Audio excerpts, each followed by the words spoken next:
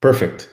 We'll just get started in a couple of minutes, so hang on the line, enjoy your coffee, and we'll get started soon. Thanks, Alan.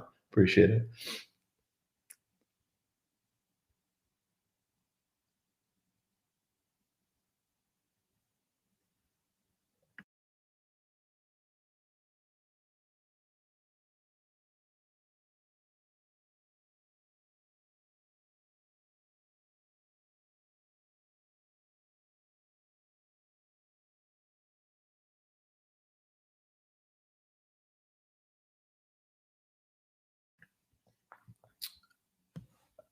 So about the materials, I see that the link to the hands-on training materials for tomorrow, those will be available as soon as we reset the link, I suppose.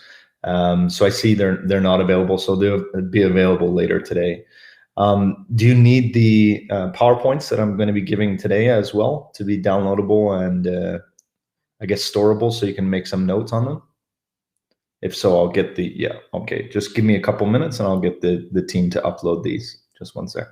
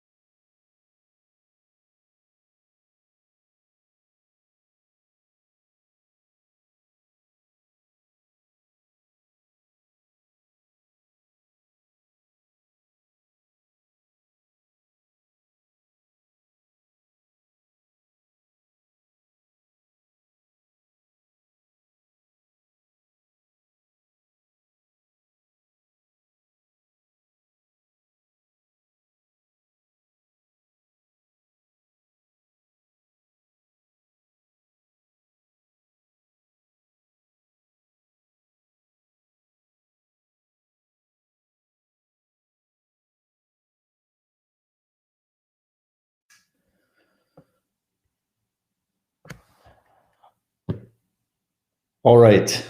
So good morning, everyone from Singapore, from everywhere in the APAC region. My name's Nick Palmer. I lead the global business at Group IB. I'm joined together by my colleague, Anastasia Baranova. Anastasia, are you on the line as well? I know we were talking earlier. Yes, you are. Hey. Hi, Nick. Hi, everyone. Good morning. Good morning. Thanks a lot, Anastasia, for joining as well. And thanks to all of the FS-ISAC members for joining the training. We have a number of exciting days lined up. First and foremost, today, we'll talk a little bit about some of the cybercrime trends within APAC region, just to give you a broad understanding of what the cyber threat landscape looks like today.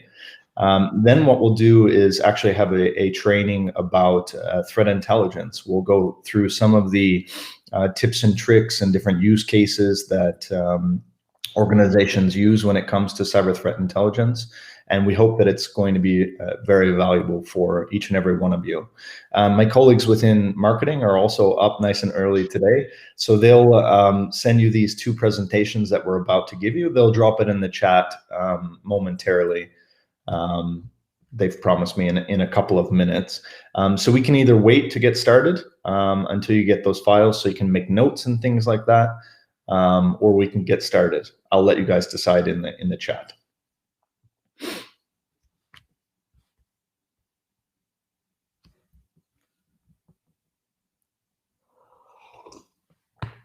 Cool. So I see. Let's get started. Excuse me. So hopefully you can see my screen. Just kick me if I can't. Again, my colleagues will drop a note with the link to the new files to download momentarily, so you all have them.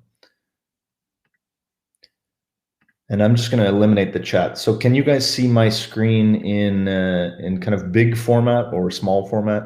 Sorry, I'm new to this system. Looks good. Perfect. So let's get started. And first and foremost, we're going to do, excuse me, cybercrime trends. And I know most of you know Group IB, so I won't bore you with too many details. But if you don't know Group IB at all, I'll give you a little bit of background about us. So we started as a incident response and investigations company. So going out and doing remediation, plugging the holes, so to speak, and providing more information about how attackers got into the network, what tools and techniques they use. This is really paramount to Group IB's history. Now we obviously have our global headquarters in Singapore. We have about 17 people working in that office and about 400 globally today between our new office in Amsterdam, which just opened yesterday. So we hope you can visit us there when everything settles down, and also within Eastern Europe. So I see some more comments in the chat about the presentations. Those will be there momentarily when our marketing team uploads these two presentations, so you can make notes. We also do a lot of close collaboration, of course, with FS-ISAC. I think FS-ISAC is one of the closest communities that we can all use to work together to exchange details about the threats that face us and our organizations and our partners, and work together with all of the resources that we have to research these cyber criminals. I think especially when working with a threat intelligence source like Group IB, the more sharing of information that happens, the more valuable information that comes back in return. And I think this remains true with organizations like FS-ISAC as well. So here's the agenda that we're going to be going through today. So myself and Anastasia will be presenting about some of the modern cybercrime trends and attacker techniques. Then we'll have a Q&A session around 12:05 local time in Singapore. We'll have a short break for coffee. Then we'll rejoin and have a session about threat intelligence. I'll walk you through many of the different use cases that different threat intelligence departments have, especially within the financial services sector. And then we'll have a small quiz at the end. I hope you're awake, like I am, to pass this quiz. Anastasia will implement that, and another Q&A, and then I'll pass it over to Anastasia as well. So Anastasia or I would be happy to answer any questions. You can feel free to either unmute yourself and ask questions, or type them in the chat here. So first and foremost, we're going to go over some of the APAC cybercrime trends, and then get into some of the more modern cybercrime attack techniques as well. So first, let's look at motivations. There are really many different motivations for cyber criminals to attack a financial institution or an institution in general. I think there are there we have the link in the chat. If anyone would like to download the materials, you can do so now via the URL in the bottom right hand corner in the chat. So there are many motivations from cyber criminals. Obviously, there's a large group of financially motivated cyber criminals. These cyber criminals want to make money from their efforts, and I think with COVID especially, seeing the cybercrime as a service trend continue, having all kinds of tools and techniques available in underground forms, has really seen the financially motivated cyber criminals, in terms of numbers and quantity of attacks, increasing.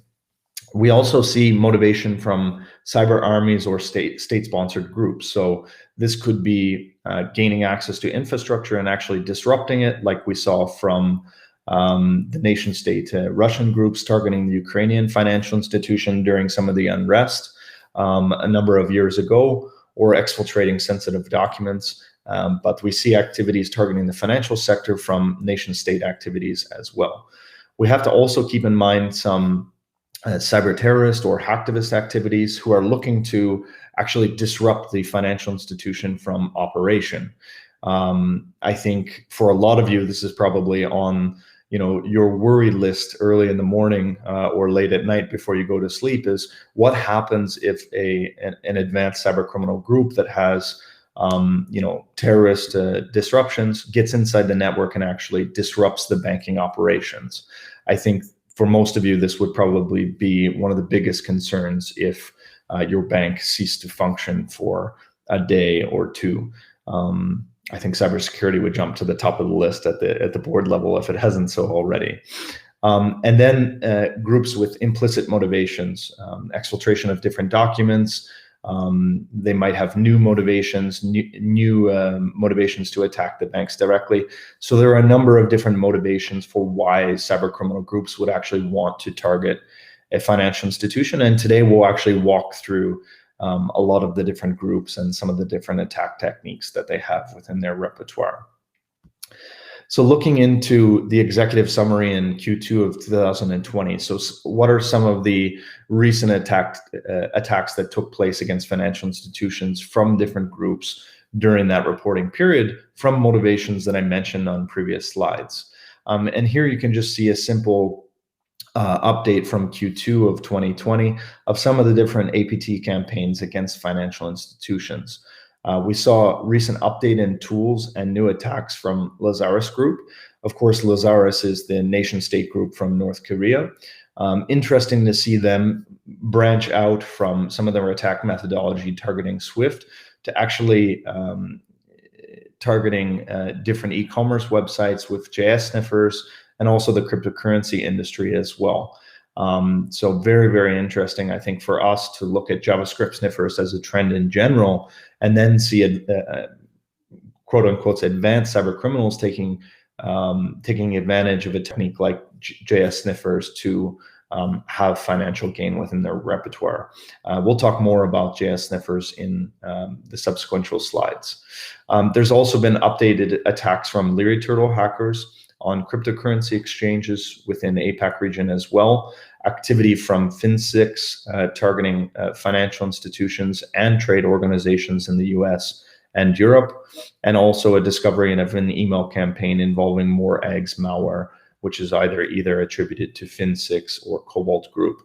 I'm sure you get a lot of these updates from FS-ISAC, but that is really just a small update on Q2 2020, excuse me, very early here still. So now we'll move on to advanced threats within the financial sector and kind of then break down into different attack techniques to make you aware of the cybercrime landscape and the cyber threat landscape in general. So what are some of the financial threats on the Asian Pacific market that we see today with different attack techniques? So there's Android banking malware. I think this is something that should be on the radar of everyone. It's an old technique by all means, but still effective nonetheless. So Anubis is one of those Android banking Trojans that's been involved in attacks targeting Malaysian financial institutions and other financial institutions around the world. Also, there's Gauzy. I think Gauzy is a fairly well-known banking malware. It's also known as ISFB. I know there's a lot of financial institutions within Australia that are interested to investigate these particular threat actors because they're still being successful at targeting their online banking credentials using this type of malware. Excuse me while I take a sip of coffee. There's also been attacks by Shadow Singer on specific mobile devices of users within Malaysia and Vietnam. So you see now two trends related to mobile devices, and we'll cover Android banking malware and attacks on mobile in subsequent slides as we kind of get through the high-level skeleton at the beginning. There was also a large release and database of South Korean carding information. Big thanks to FS-ISAC for helping us reach out to these South Korean organizations. I think it was a few months ago now, Brian.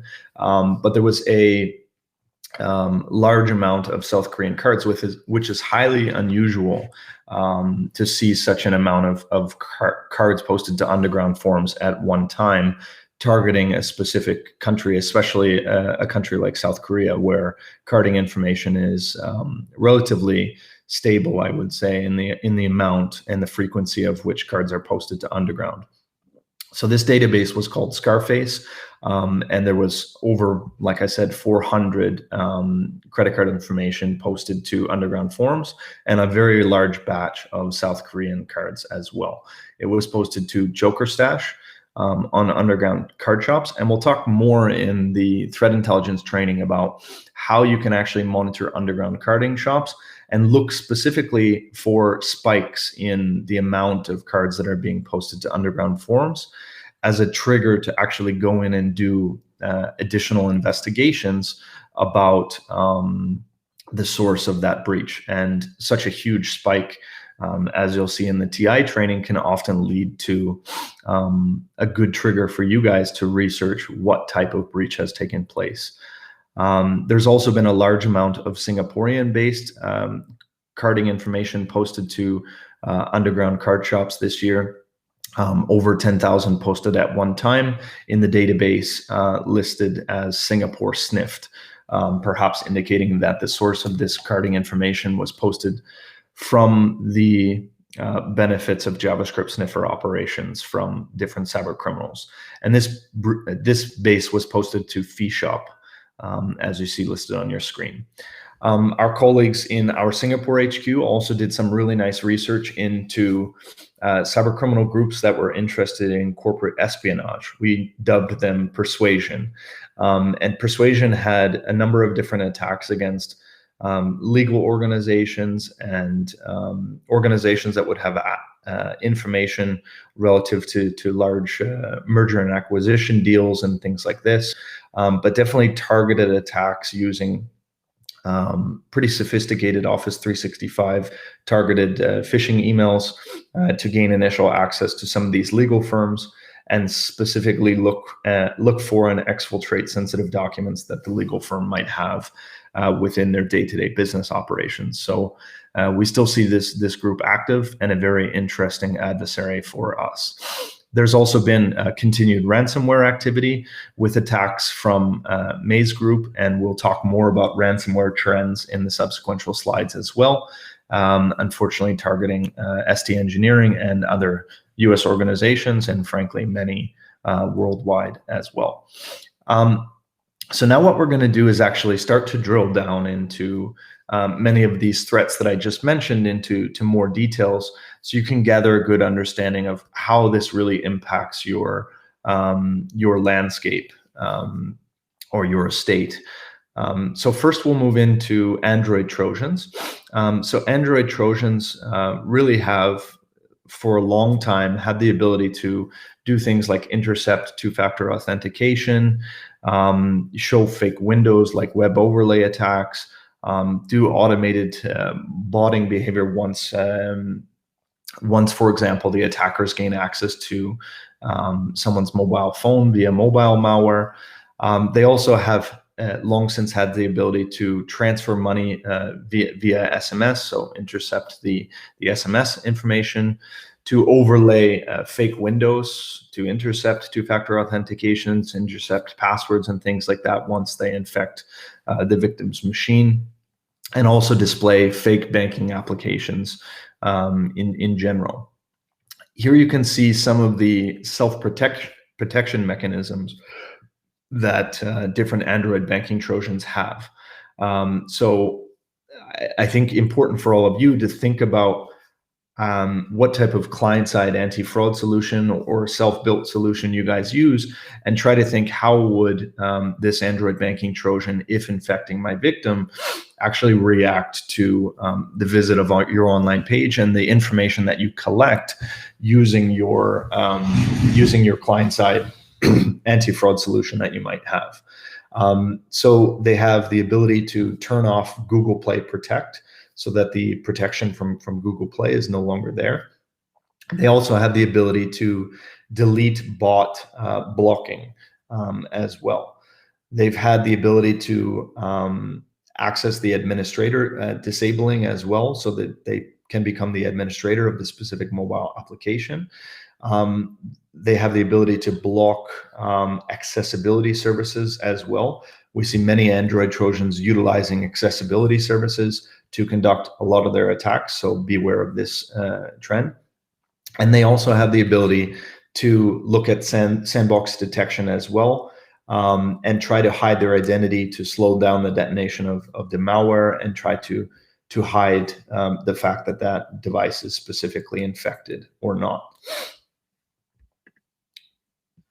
Then we look at specifically accessibility service and capabilities within accessibility service of the Android Trojan as well.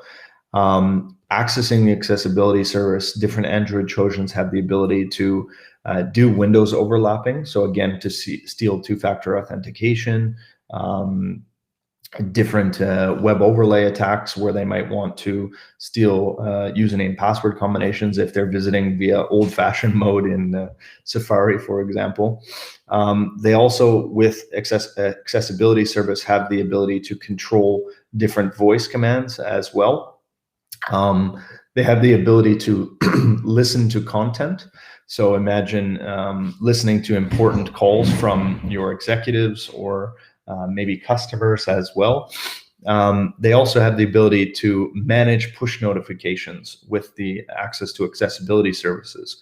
So if you're utilizing only two-factor authentication and one of your customers gets infected with a mobile Trojan, they have the ability to actually block or manage that push notification to that Android mobile device, to either not show it or collect that two-factor authentication, etc. They also have the ability to unlock and perform other actions. I think really looking at Android attacks specifically, having also the ability to detect different social engineering attacks is becoming also more important. A lot of fraudsters these days will use remote access tools or call a customer during their visit to their online banking page. And I know this is probably a frustration for a lot of you. So there's different ways that you can identify that there's potentially a social engineering attack.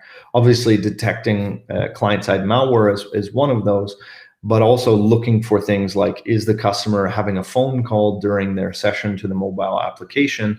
This can be a helpful thing to collect when trying to identify different social engineering attacks. There can also be other things like trying to understand if there's more than one individual accessing the online banking or mobile application, or both, during a user session to the page. And these kind of little tips can help you to identify different social engineering attacks and other attacks using Android Trojans to target online banking customers as well. Then looking at different Android Trojans, I think on the right-hand side, you can see a number of the different Android Trojans that exist and target different online banking customers, some globally, some within the APAC market. And these are some of the additional capabilities that exist for Android Trojans. So you can see sending information about the infected device. Often when a mobile device is infected with malware and it communicates with a C2 of the mobile botnet, usually within the control panel of the mobile botnet, you'll see information like the victim's IP address, the IMEI information of the mobile phone, and collected username password information if there is any from that, and more information about the infected device. They also have the ability, as I mentioned on the previous slide, to read and also send information about SMS, which is useful for attacks and other methodologies. There's other ability to send USSD requests as well, launch SOCKS proxies to hide the identity of specific devices as well. Excuse me. I know a lot of you have the ability to identify actually where your customer is visiting your mobile application, and mobile Trojans have the ability to make that local IP address look local, and theirs look local as well. They have the ability to click on different links using the mobile Trojan as well, generate different push notifications. So for example, if the customer is expecting a push notification, they've already intercepted the two-factor authentication.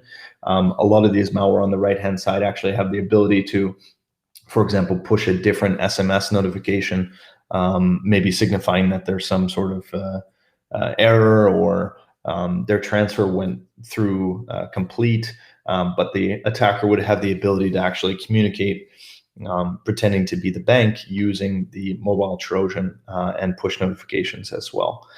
Sending files and photos to the server being the C2 server of the Android malware, and then resetting the device to factory settings as well. So perhaps to disrupt the device that they're targeting.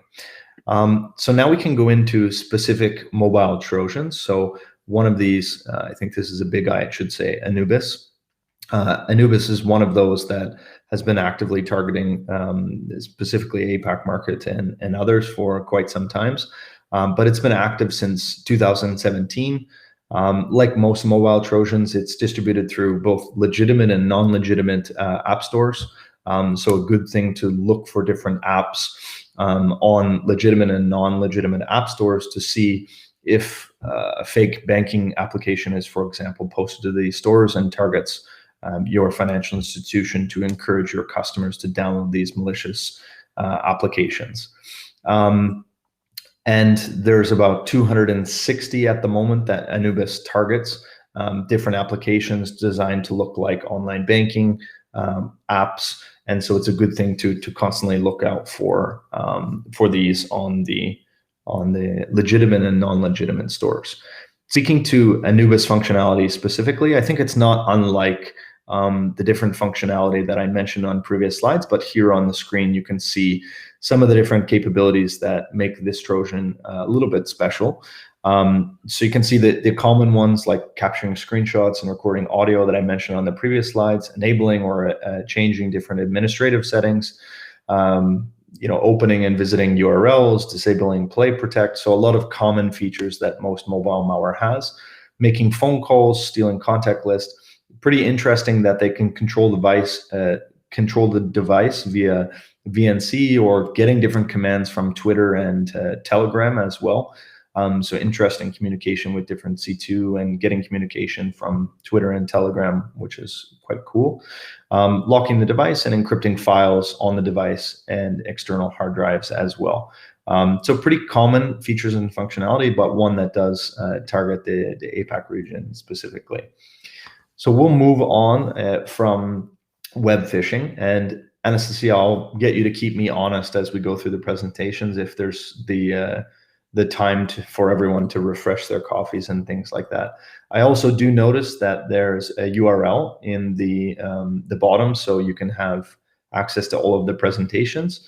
And also, if you have questions during the talk today, feel free to come off mute or just text in the bottom right-hand corner, and Anastasia and I'd be happy to address you guys. And with that, I'll just kind of fire the chat in the bottom right-hand corner again.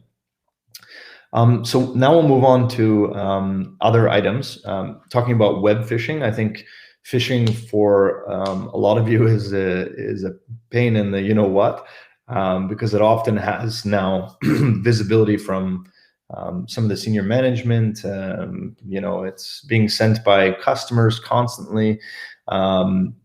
And it really has different features and functionality. These are some of the features and functionality that phishing has. The one thing I would say about phishing is that it shouldn't just be a whack-a-mole game. There's actually a lot of cool details that you can collect about phishing. For example, the phishing kit or the email accounts that are being used to that are hard-coded within those phishing kits. So usually within the phishing kit, there's an email account. And that email account usually is the email account being used by the fraudsters to actually receive money once a victim has entered their username and password for your online bank in the phishing page. And usually these details can actually help you to investigate phishing attacks. And once you get good at it, you get quick at it, you can identify different threat actors, A lot of times they're in unfriendly jurisdictions, but in oftentimes they're not. We did a really cool investigation this year with the Indonesian cyber police and Interpol as well regarding more advanced groups looking at JS sniffers. So everything is possible, and collect that information about the phishing kit and about the drop email accounts, and utilize that information to start tracking specifically the actors that are phishing for credentials from your customers, because usually this is just the first step in different fraudulent attacks that might take place against your online customers, and utilize that data that you get from client-side anti-fraud solutions as well to try to close the loop between those that are phishing your credentials and those that are actually targeting your online banking customers. So don't just play whack-a-mole with phishing. I think there's a lot of useful details in the phishing kits and in phishing attacks that take place as well. I think these are pretty common for a lot of you on the line. So different features that phishing websites have, like blocking by subnets, blocking by user agents, so they're only showing phishing by people in specific regions. So make sure that your anti-phishing vendor has the ability to utilize different SOCs or different proxies, so that they can search for every single country in your respective market actively on every phishing page. Otherwise, they're not going to detect any type of modern phishing page, because it's going to be blocked by region and different user agents and subnets and things like that. Some of them redirect to official pages, which is cool, because if you're monitoring what is visiting your online banking page, a lot of times you can see non-legitimate user behavior accessing your online banking page. So if you have the ability to see what is a real user versus what is not a real user visiting your online banking page, you will oftentimes have the ability to see botting activity, and you would have the ability to see phishing pages that actively just grab the entire page of your legitimate site and create phishing pages for people.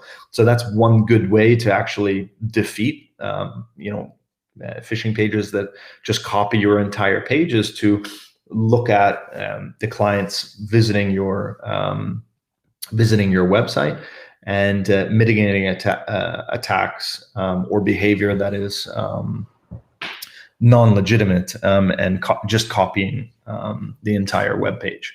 So that's web phishing. I think a couple of good points about always investigating them, looking at the phishing kits, and trying to identify who's visiting your web page, because sometimes phishers will just copy the entire script, and using methodologies to identify if it's legitimate behavior or not can help you to actually mitigate phishing of that style in general and make it more difficult for the threat actors.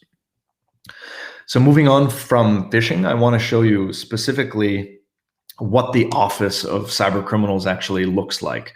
So when they come in the morning and start to look at all of the bad things that they've done against different individuals, all of the credentials they collect, these are the things that they will actually log into to then conduct further malicious actions or change the way that they do so in an automated fashion. A lot of especially targeting online banking credentials, this is done in an automated form using different scripts. So once, for example, a trick bot or what's one that was doing automated transfers? I can't think of it right now because it's early, but a lot of different banking Trojans actually have the ability to compromise a device from an infected computer to get the username and password combination, automatically log into that online banking account using different bots or scripting activity, automatically do payment transactions to a mule account that's specified within the control panel, and the cyber criminals sitting back in Sochi or somewhere else in Eastern Europe and collecting their money in real time. And this is where they'd actually log into.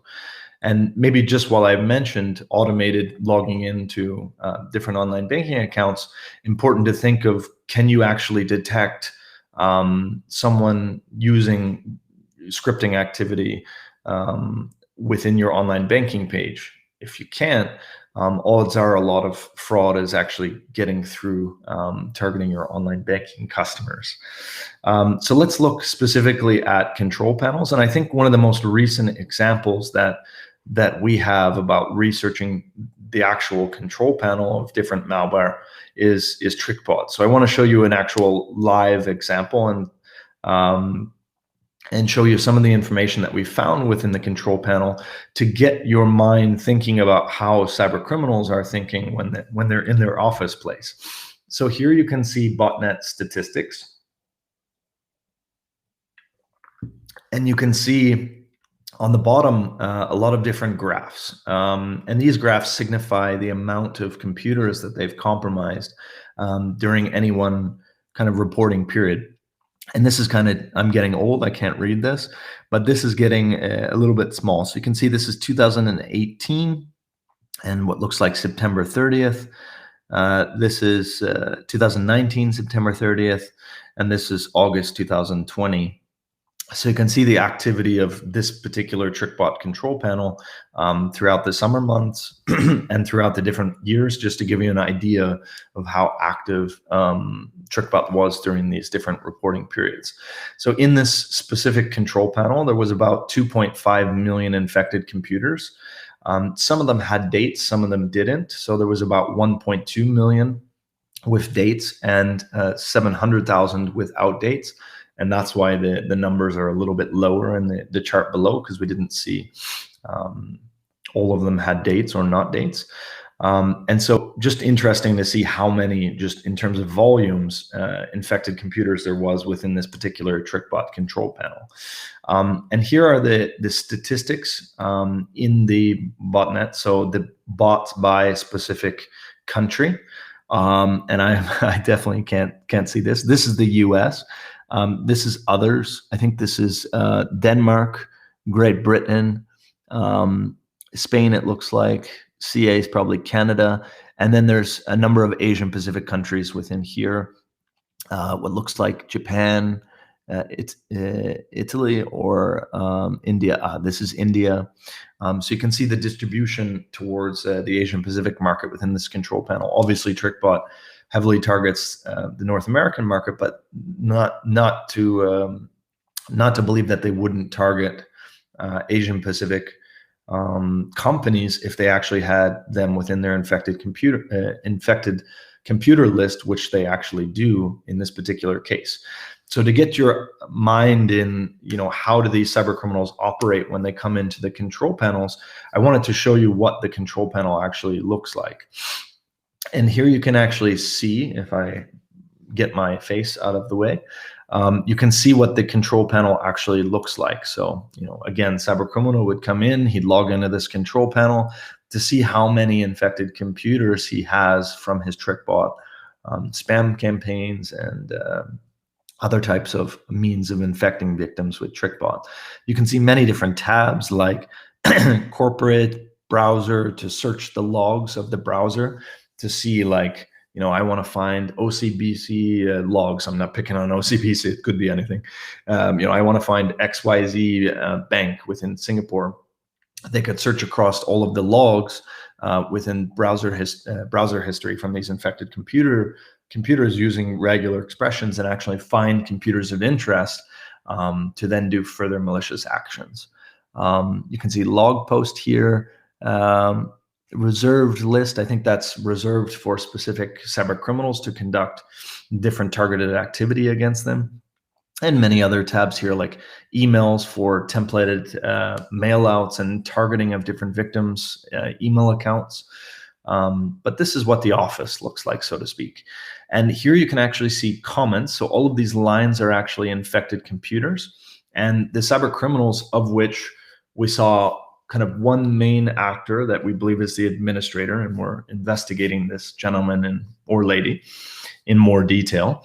More to come on that in the near future. But you can see there was in total about, I think, 250 different threat actors that utilize this panel. So the admin sells access to others, and you can see what type of comments they leave for each other, like check, cryptid. This one says cryptid, and there are many different comments. And it's interesting, really, to see the threat actors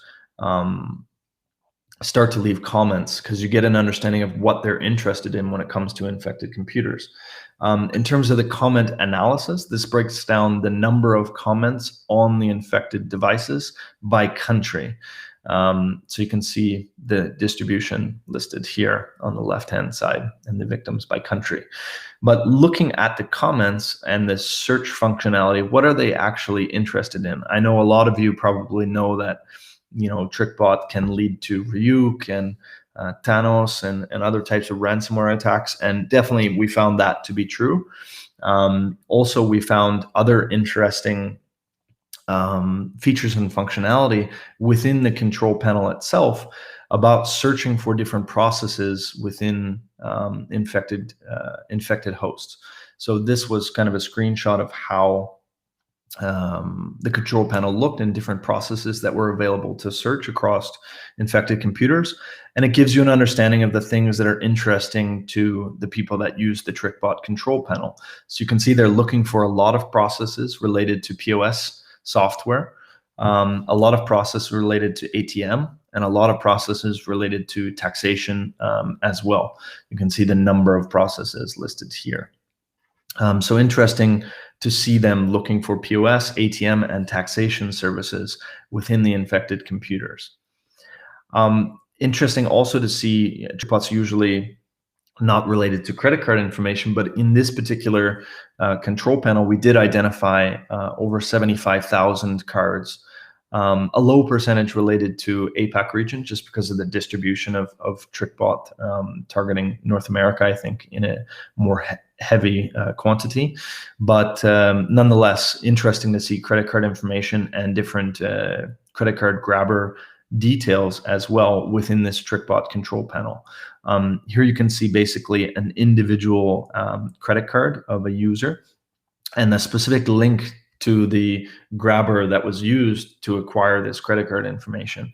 So interesting to see this panel and the multitude of users actually collecting carding information as well.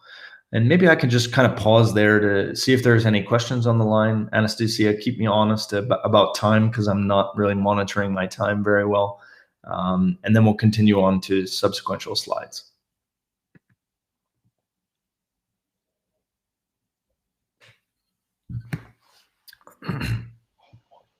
Nick, I think that we can continue and make a break in 10 minutes. Okay, just let me know. That was more so I could have a sip of coffee. Okay. But if anyone has questions, just feel free to come off mute or ask in the chat, and Anastasia and I would be happy to talk to you guys about it. I think we'll move on now to cyber espionage. And we did a presentation with FS-ISAC. Hopefully you joined with Fei Xiang, our analyst within our Singapore HQ. He was actually the guy that researched Persuasion Group in general at the beginning of their activity. And Persuasion Group is interesting, I think, because of their attack methodologies. As I mentioned, they target different legal firms and conduct corporate espionage campaigns. They've been active since at least mid-2019. They target specifically Asian Pacific markets and other markets within the Americas, but definitely see a distribution towards APAC. They target also executives specifically within these organizations to try to gain access to their devices and exfiltrate sensitive documentation. They try to access MS 365, and they focus on financial services, law firms, and real estate companies is what we see within their list of infected computers, well, list of infected victims, but definitely a distribution towards these types of companies. So very targeted campaign of corporate espionage. They, of course, gain access to a victim's machine, like in many cases through phishing with a malicious PDF attachment. And also when they send this PDF attachment, They have the ability to send them to a customized Office 365 phishing site and collect more information about the credentials within their infrastructure. And not unlike many attack campaigns, but very interesting to see them targeting specifically legal firms, real estate companies, consulting firms, really small organizations that probably don't protect themselves as well as you folks on the line, but an interesting group nonetheless. So this is a distribution of the victims. The number of victims that they had is kind of listed within the not heat map, but numbers within the specific country map here. You can see them targeting the Asian Pacific market, and here you actually see the breakdown of the sectors that they're targeting. As I mentioned, real estate, legal, and consulting, as well as financial services, but small boutique investment firms and things like that. So very heavy interest looking at financial services companies, perhaps getting more information about stock tips or intercepting large transfers from companies. We have a full report about Persuasion, so if you're interested to go into that group in detail, you can, I think, get it on the FS-ISAC portal, and if not, we'll send it there, or if not, you can ask us. One that I'd love to disrupt this year together with our friends at Europol and Interpol. So JS sniffers. JS sniffers, I think, are well known for most of you at this point, but an increasing trend nonetheless, and one that's becoming, I would say, increasingly beneficial for cyber criminals to get return on their investment from different campaigns. One that's so interesting, as I mentioned at the beginning of the discussion today, nation state groups like Lazarus are starting to incorporate JavaScript sniffers, infecting different e-commerce websites and stealing payment card details using JS sniffers. So one that we're going to disrupt this year. But nonetheless, a trend that you should be aware of for targeting different payment card details of your customers and merchants of your bank as well. So these are some of the different distributions of JS sniffers, a lot within .com and .net and etc. But I think more interesting is the types of CMS software that existed within the merchant websites that had infections on their e-commerce pages. So obviously the largest amount targeting Magento, probably because of its popularity, Shopify, WordPress, OpenCart.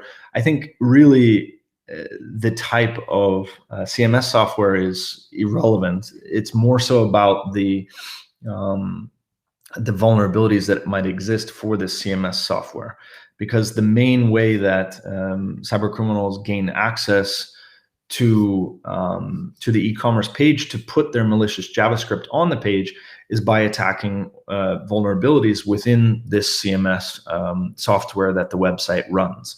So this is the basic logic of how cyber criminals get access to CMS software and put their JavaScript within the management page of the checkout portal and things like that of the e-commerce page. So they try to gain access to this admin panel via CMS vulnerabilities that exist. So communicating with your merchants about vulnerabilities that exist within CMS software. Then they, probably before this actually, purchase a JS sniffer from Crime as a Service on Underground Forum or develop it themselves. It's very simple. There's many different types of JavaScript sniffer families. We see a multitude of groups utilizing JS sniffers. Then they install this malicious code to the website once they've gained access to the admin panel and the CMS software, and then simply sit back and collect their monies. So a customer goes to the page, they enter their credit card information. That credit card information is sent to, the gate of the gate being kind of like the C2 of the JavaScript sniffer, and collect the credit card information. And again, I think, because nation state actors are actually taking notice to this type of technique, it's really important that we also take notice. One of the things I'd love to see is more sharing of of the actual malicious code that you identify from. Excuse me, I just need a sip of water here. I have none. What a rookie. What I'd love to see more of. 1 second, please excuse me for 1 second.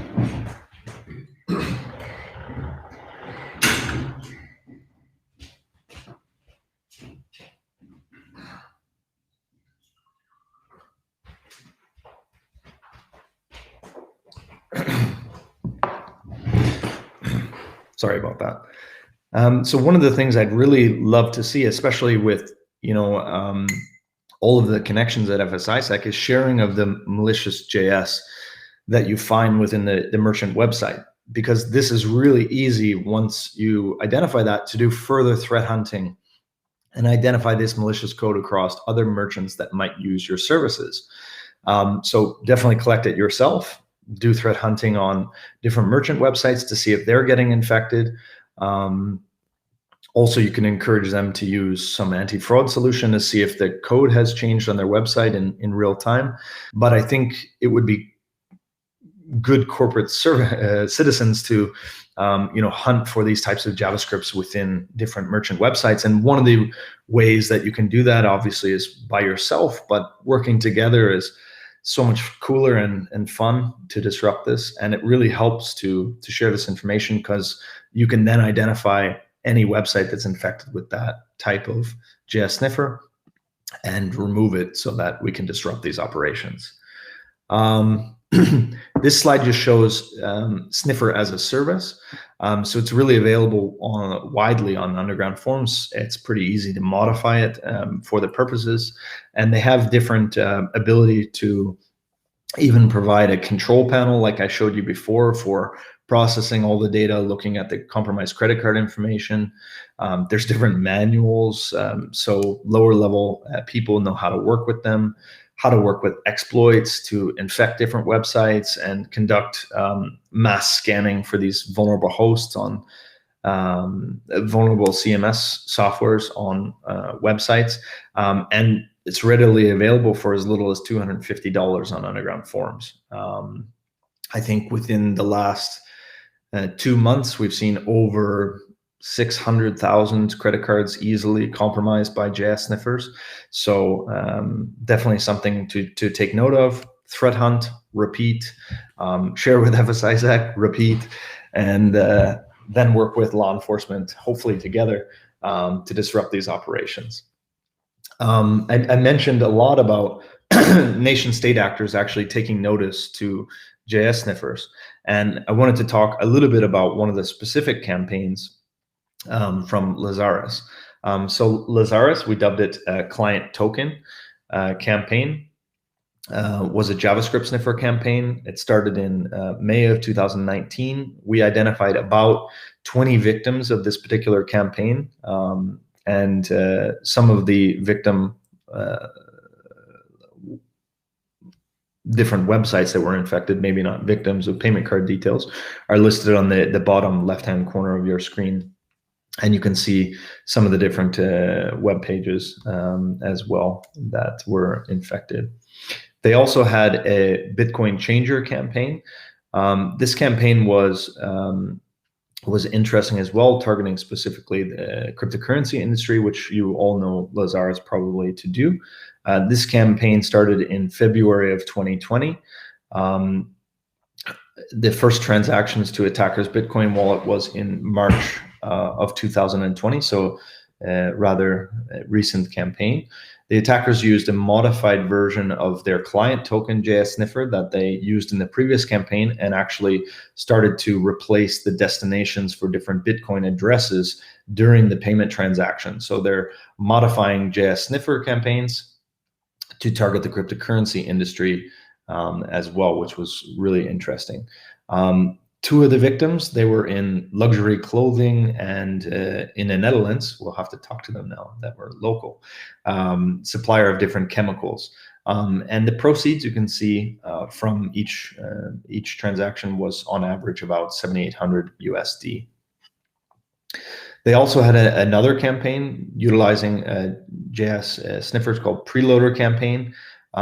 This campaign was February to March of 2020, and they created a new gate for each victim for data exfiltration, which was interesting.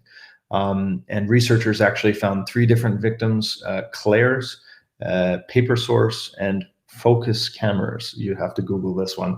But you can see that this is a common trend from Lazarus to utilize JS sniffers and collect more details about payment cards and target the Bitcoin industry as well. Here you can see a analysis of the attacker's infrastructure, some of the GET requests, and the specific location of modified location, I guess, for each individual victim. So pretty highly targeted. They're actually putting in a little bit of effort to modify each attack campaign. Here we can see basically some of the other attacks that Lazarus has conducted as well. This one, Technokane, was in June 2019. This one was in October of 2019. And this one in June of 2019. And this paper source one that I talked about on previous slides from more recent dates. So I think we'll conclude about JS sniffers here. Again, threat hunt, look for merchant websites that are infected, encourage them to share the JS sniffers, insert those into your hunting programs or share them with FS-ISAC, hopefully both, or with us, and we'll help you to threat hunt within the merchant websites. But definitely let's look at disrupting some of this activity together and hopefully working with different policing organizations globally to target this. I think that's probably the 10 minutes. So I've been talking for a very long time. Maybe if you have any questions, I'm happy to answer. Otherwise, let's take, Anastasia, a 10-minute break. Would that be okay? And everyone can refresh their coffees, and then we'll continue on with the training. Yes, it is one extra break, and I think 10 minutes will be good. Okay, so let's break now. It's 26 past the hour for me. So let's come back at 35 and we'll restart. Agreed?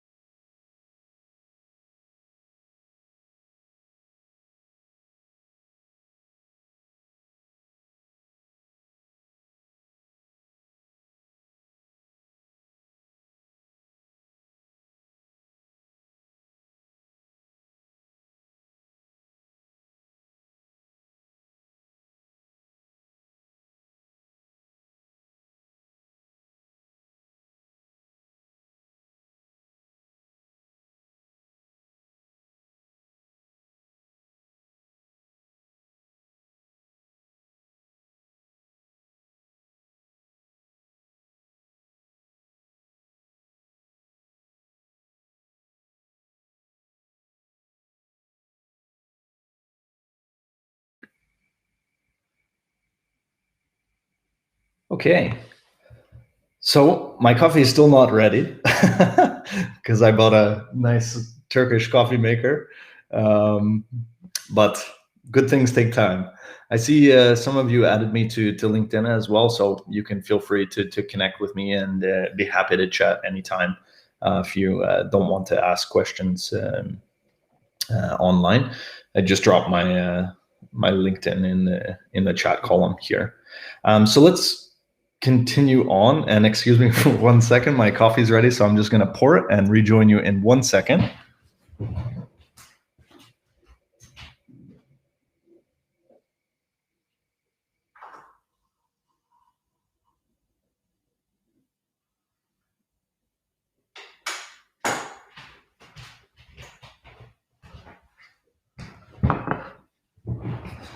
It's very intimate. You can see my home, maybe my location if you look outside. Now that it's bright. So let's continue on with the training of cyber threat landscape. After we do I think there's maybe 18 more slides on the cyber threat landscape, and then we'll move on to TI training. And Anastasia says we'll take another small break at that point in time. But let's continue on. So carding, I think everyone knows about carding information, but I want to talk about a few nuggets that you can find within this information. So this is related specifically to the Asian Pacific market and looks at both unmasked and masked data, as well as full dump information as well. So here you can see the statistics regarding text data. So this would just be the numbers within the credit card information. In total, about 12 million. The market volume, just calculated based on the average price that's that these cards are being sold for. Lowest price less than $1, highest price less than 150, and 150, and the average price about $14.29 for text data. Dumps being like track 1, track 2 data. So the magnetic strip data, so a cyber criminal could reprint a credit card. About 31 million, approximately this much value. Less than $0.50 for the dump information. Highest price being 500, and average price being 22.44. In terms of changes kind of year over year, the average price has risen for text data by $5. The average price for dump data has gone down by $11, and the number of cards has risen by about 16 million within the last year. So that's briefly about carding information. We'll talk more about carding specifically and some of the trends that you can look for from underground forums and how that can trigger you to do further research on your side in the TI training, actually. So I'll skip over carding quickly now because I think it's pretty well-known threat for a lot of you. POS Trojans. POS Trojans are, I think, a cool threat. And the number or percentage of cards that were posted from different POS Trojans was about 80% of the carding market. You can see the number of dumps by country from different POS Trojans as well, listed here on the left-hand side. And it's increased by about 40%, 46% since the previous year. So it's an active way for cyber criminals to gain access to carding information. And I think JS Sniffers, we beat that one to death already. So definitely another way to get payment card details. Speaking specifically about different targeting against POS terminals, FS-ISAC is one of those cyber criminal groups that targets point of sale data and e-commerce sites. We have seen them partner with TrickBot. So you heard me mention when we were talking about the TrickBot control panel that there was over, I think 250 I mentioned, cyber criminals that had access to the panel. And we believe that TrickBot actually sells access to other cyber criminals and maybe cyber criminal groups like FS-ISAC to then conduct different activities that they would like to to conduct ransomware POS attacks. You saw the searching of different POS software on infected machines.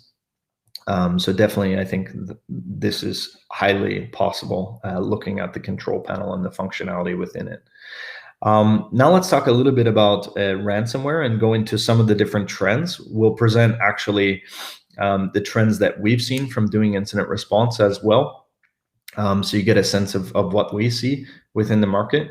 And I think, for a lot of you, this is top of mind. And it has been an increasing trend as we see 40% year over year in different ransomware attacks. There are many different, our incident responders call them big game hunters that conduct ransomware attacks. Hopefully a lot of these names on the top left-hand corner are familiar to you, like Ryuk, Maze, Thanos I don't see here, Qbot, Doppelpaymer. There's many of them. And some of the trends is really, I think, not uncommon for most of you, that phishing emails is one of the most commonly used TTPs for initial access to the network. They also utilize different Trojans to gain a foothold within the network or purchase access from other threat actor groups. Like we talked about, there was within the TrickBot control panel, Maze, Ryuk, and Thanos. And so we believe that TrickBot and other banking malware will sell access to different cyber criminals that want to conduct different ransomware activities within corporate networks. So that's the basic general introduction. But now what I wanted to do is actually show you some of the trends that we have within our incident response team and what they've actually seen. So this is from our own incident response, as I mentioned. On previous slides, I mentioned that ransomware activities is on the rise. The average ransom that we see being asked for is approximately $1.8 million. And this is based on about 150 attacks that we observed connected to different ransomware activities. In terms of the common entry vectors, these were the top 3 common entry vectors for initial access for ransomware campaigns. Weak RDP credentials, so different brute forcing of maybe public services that exist on the public facing internet. So good to do a scan and see what services you have running on the public internet, because a lot of the campaigns that we saw were weak credentials for RDP access. Sometimes you don't know what services exist within your estate on the public space. So good to do a search.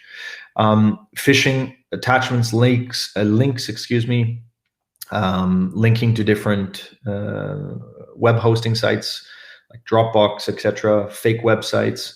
Those are obviously some of the other common techniques. And I think probably more interesting is that different exploitation of publicly facing applications. We've listed the most common publicly facing applications that were exploited and then ransomware dropped at a further stage. And the incident response team would like to point out Pulse Secure VPN, as it's quite common for organizations like yourselves to utilize this service, and also Oracle and F5 Big IP, but they made a point to mention Pulse Secure VPN as well as one of the most commonly exploited publicly facing application during incident response procedures. So if you have one of these, make sure patch, etc., and see what type of services you have on the public facing internet. We mentioned that dropping ransomware in previous stages, banking malware could have been the culprit to gain initial access, and then ransomware dropped them on the machines. Although SDBbot is not necessarily banking Trojan, does have some capabilities that are similar. But TrickBot, Ryuk, and Conti are typically dropped after this. We did see comments within the TrickBot control panel of Thanos being dropped afterwards as well. Dridex may lead to Doppelpaymer deployment, QuakeBot with Prolock as a deployment, and SDBot as CLOP as a deployment for ransomware. One of our incident response guys did a really nice report about QuakeBot. I don't see it posted here. I thought it was here, but if you want these reports, just email me directly, or I think most of them are available within the FS-ISAC sharing portal as well. In terms of what do the threat actors do once they get inside the network, they're using a lot of publicly available post-exploitation programs for network recon and lateral movement. So Metasploit, Cobalt Strike, CrapMap Exec, PowerShell, PoshC2, and Kodiak. I think one of the most important things is to ask yourself is if you can actually detect these types of publicly available tools within your network. If you can't, let's talk about the ways that you can, and we'll do that in further days throughout the threat hunting training as well. Some actual hands-on stuff that should be really cool that Anastasia and the team put together. And of course, data exfiltration. Once the threat actors conduct ransomware attacks, they're going to exfiltrate data and post to their basically PR websites of which networks they've infected and what damage they've unfortunately caused to different organizations. Maze, I think Maze is a pretty common name for a lot of you in the ransomware world. They use different exploit toolkits like Spellable and Fallout. We'll do actually some hands-on training about how to detect these within the network in future trainings in day 2 and day 3 from us as well. They compromise the entire network infrastructure, use different post-exploitation frameworks. I can't stress enough, trying to detect like Metasploit and other post-exploitation frameworks on the network will be incredibly important in detecting this type of activity in earliest stages. Ryuk, another extremely active ransomware family. They use Emotet and TrickBot for initial access and persistence within the internal network. Obviously, their goal is to compromise the entire network infrastructure, cause as much headache as possible. They're also using different post-exploitation frameworks that I mentioned on the previous slides, and they use PsExec and also group policies during their attack methodologies. Here are some of the notable cases in which victims actually paid for returned access to their network infrastructure. I think this is a cool slide. If you want to take a screenshot, I'll just kind of move over the chat box, but this slide shows a heat map of all of the TTPs employed by different ransomware groups. I think, Anastasia, you can correct me if I'm wrong, but during the last year, and you can see, mapped to the MITRE framework, all of the items listed in red where there's certain overlap or heavily used techniques for different ransomware deployments.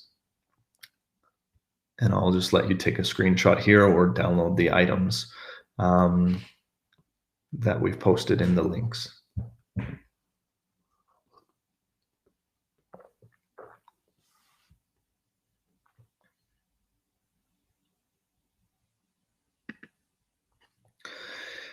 So the next slide has 10 recommendations for preventing different ransomware attacks.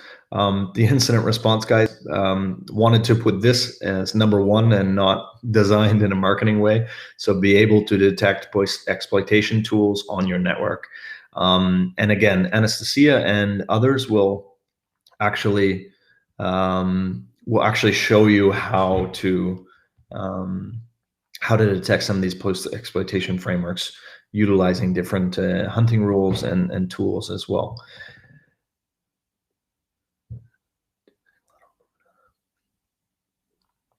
Do you know of any cases where EDR has failed to detect lateral movement and other post-exploitation techniques? I think it's definitely possible where you have an EDR solution deployed and it doesn't detect properly post-exploitation techniques and different lateral movement.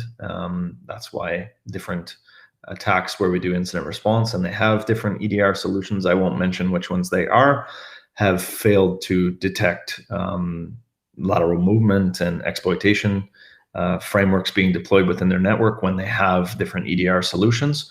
So it's entirely possible, even if you have an EDR solution in place, that you don't detect different lateral movement or exploitation techniques. I'm not saying which vendor or what have you, but I think it's entirely possible.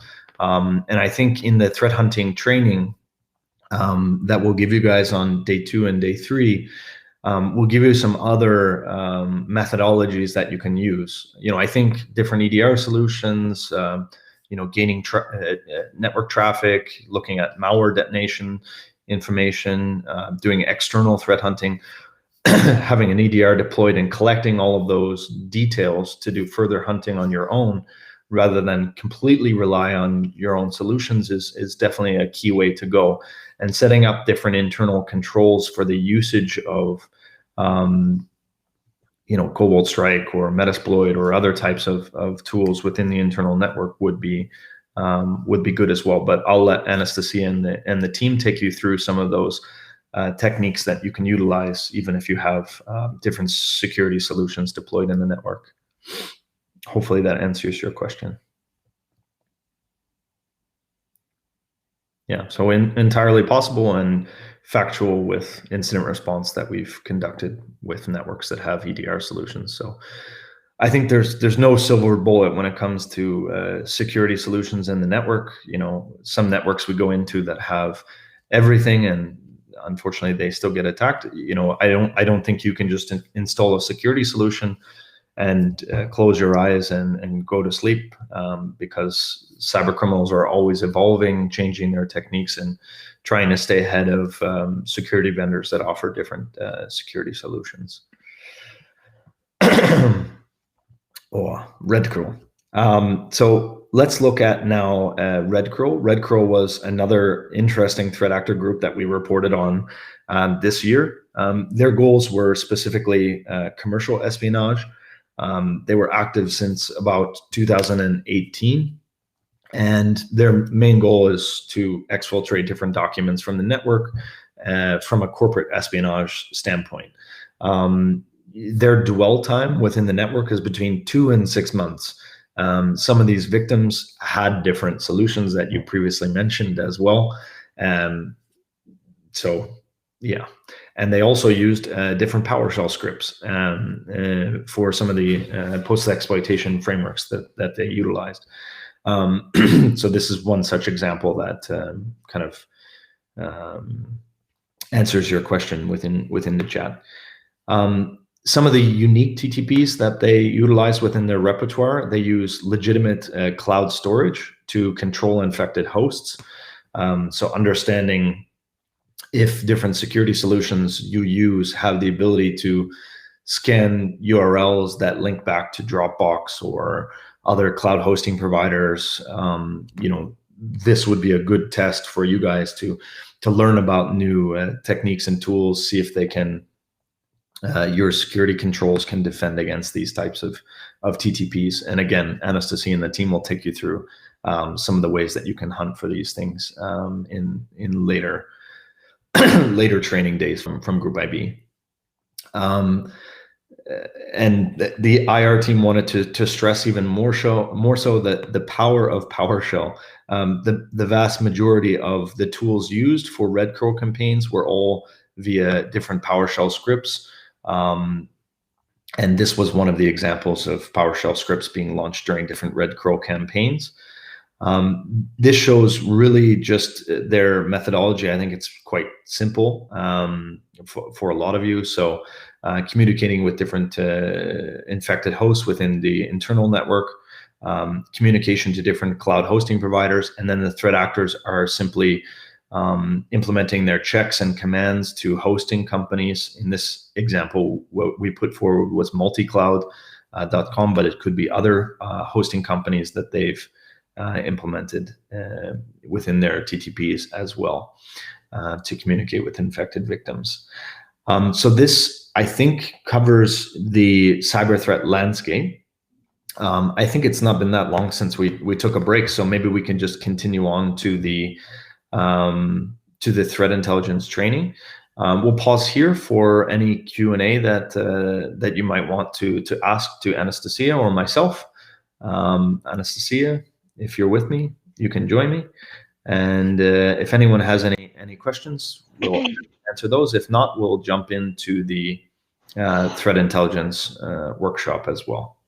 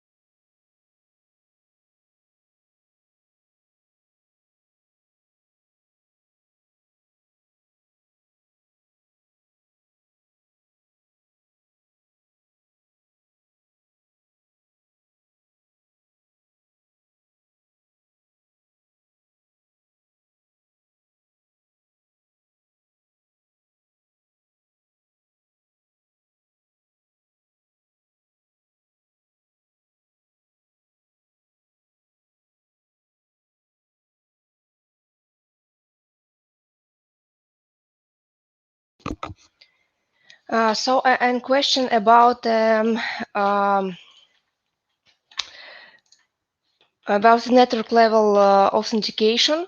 So as we saw, really a lot of remote desktop protocol used for the connection between the infected hosts, yes, an infected network, and C2. Yes, really, it is one of the most important and interesting login and security configurations and systems. I just want to say that at second and third day, we will discuss the most popular Windows administrative techniques, like, for example, like this, that we can configure and using its logs for our incident investigation, in incident response, and of course in threat hunting.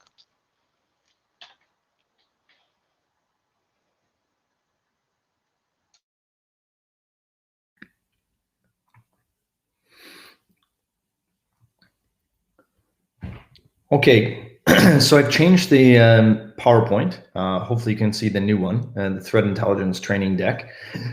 And what we'll do in this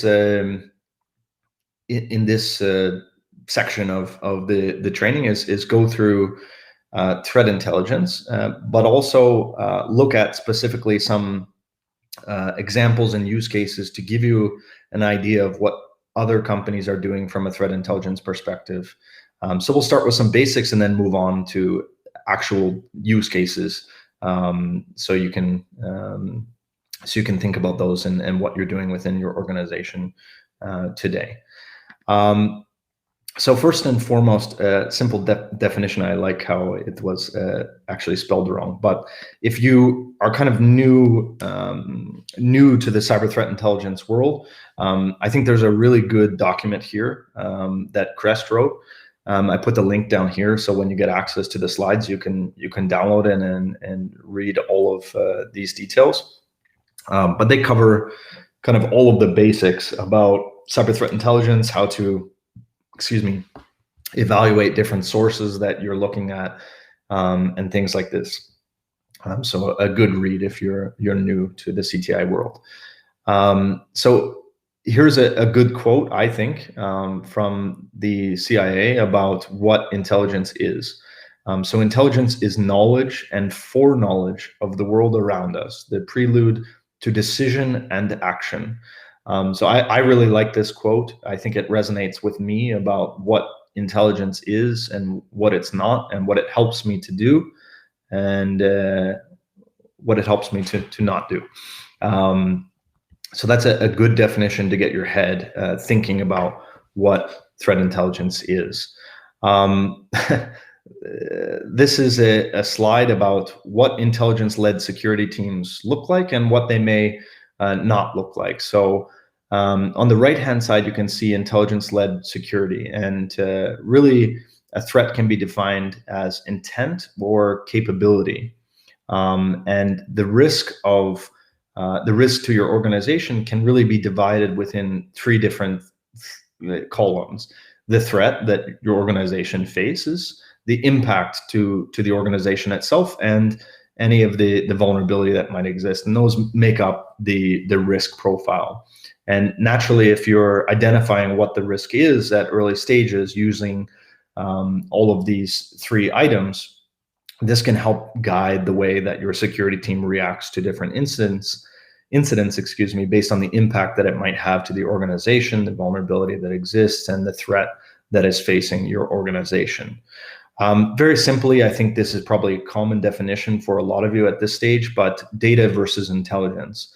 Sometimes when speaking with people about cyber threat intelligence, they think, it's simply, I use cyber threat intelligence. I have IOCs, it goes into my SIM, and that's it, right? And I'm protected. And really, that's just data in a lot of cases. If it doesn't have context, if it's not been analyzed in some way for your organization, it's really not intelligence. It's just data. Could be IP addresses or domains, but unless it's analyzed and given context to your organization, it's really not valuable to you in a lot of cases in the intelligence sense. And these are some of the different sources of where you can get cyber threat intelligence. So human, so interacting with threat actors on different forums and things like that. Some of you may do this yourselves. Some may do it with an external third party. Signals intelligence, so information collected from different signals. This could be, for example, network traffic. So looking at different communications to C2 infrastructure, and collecting different intelligence from signals. Looking at OSINT, so open source of information, collecting information from social networks, analyzing data posted on social networks. I'm sure a lot of you guys are doing this today. IMINT, so image analysis, not commonly used within cyber threat intelligence, but can be so. Sometimes threat actors post pictures of different tools that they use on underground forums. Maybe some details are left about their whereabouts, like my background, for example. You can see outside my window. If you had a picture of where I am today, you can gather some valuable intelligence about potentially where my location is. And geointelligence, information, like I said, collected from image analysis as well. Additional sources, I think more and more organizations are deploying different honeypots for internal networks or external networks, some of you might have, to collect information about what cyber criminals may be attempting. Very useful tool for collecting more information about threat actors. And incident response. I think one of the most valuable sources that you can collect within your internal network is from your incident response team.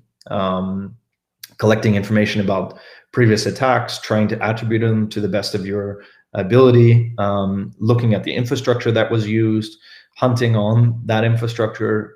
For example, maybe you can collect more information about newly created infrastructure from an actor that you're interested to track. Maybe you can collect a list of specific threat actors that have targeted your organization in the past, and then use that in your intelligence collection plan for further collection. So I think one of the most important things within cyber threat intelligence is making sure you have a clear understanding of the intelligence lifecycle. And it's really broken up into these 6 different phases. And I think it's important, especially when working with others about cyber threat intelligence, to have a clear understanding for them and for you about what it is you want to collect based on your intelligence requirements. And your intelligence requirements can really be created by understanding who in your organization needs answers. And those are your customers as a person in charge of threat intelligence within your bank. So it could be your CISO who needs a report about the cyber threat landscape, like we just covered. It could be your fraud team that needs to collect information from underground sources about peaks in carding information posted to underground forums. It could be many people in your organization, but if you are in charge of the threat intelligence program at your organization, it's essential that you understand who the stakeholders are and what their intelligence requirements are. That's kind of the first stage at developing your intel program, is understanding what the intel requirements are based on the stakeholders' needs. After you have those intelligence requirements, you come to the intelligence lifecycle. And really that's the first stage is planning that you can see here. So planning is usually formed by answering or asking different questions. And to ask those different questions, it shouldn't be the intelligence department. Well, in some cases it is, but it should be understanding who the stakeholders are within the organization that have requirements from the intelligence team to collect on. So that's really done in the planning stage. After planning, collecting information and collecting all of the data that will help you to answer the questions that you need answered. So for example, a question could be, who are the top 5 threat actors that we should be tracking that target our organization, that target our industry, and that target our third parties? That could be one question. And you can collect information from many different sources, whether it be a private vendor, whether it be your own internal sources like your EDR solution or network traffic analysis or incident response team. But for that, you can collect a lot of information from internal sources. So going to your incident response team, collecting data about different threats that they've faced throughout the last number of years, all of the artifacts, and trying to attribute those to specific threat actors that may conduct attacks against, or may have conducted attacks against your organization. So after collecting information, you want to process it. And typically this can be done in a centralized database. Maybe you have MIS repositories or other centralized repositories. Maybe use a threat intelligence platform to centralize everything so that the analysis process can occur. Maybe you have your own analysts, maybe you don't, but until the data is analyzed to help you answer those questions that you asked within the planning phase, it's just data that's being processed. After you analyze the data, you're going to disseminate it. So this is one of the most important things, is that in the planning phase, you identified who the stakeholders are in your organization that need to collect cyber threat intelligence and answer specific questions. You've collected, processed, and analyzed the data. Now you need to give it to them. And that's really in this dissemination phase.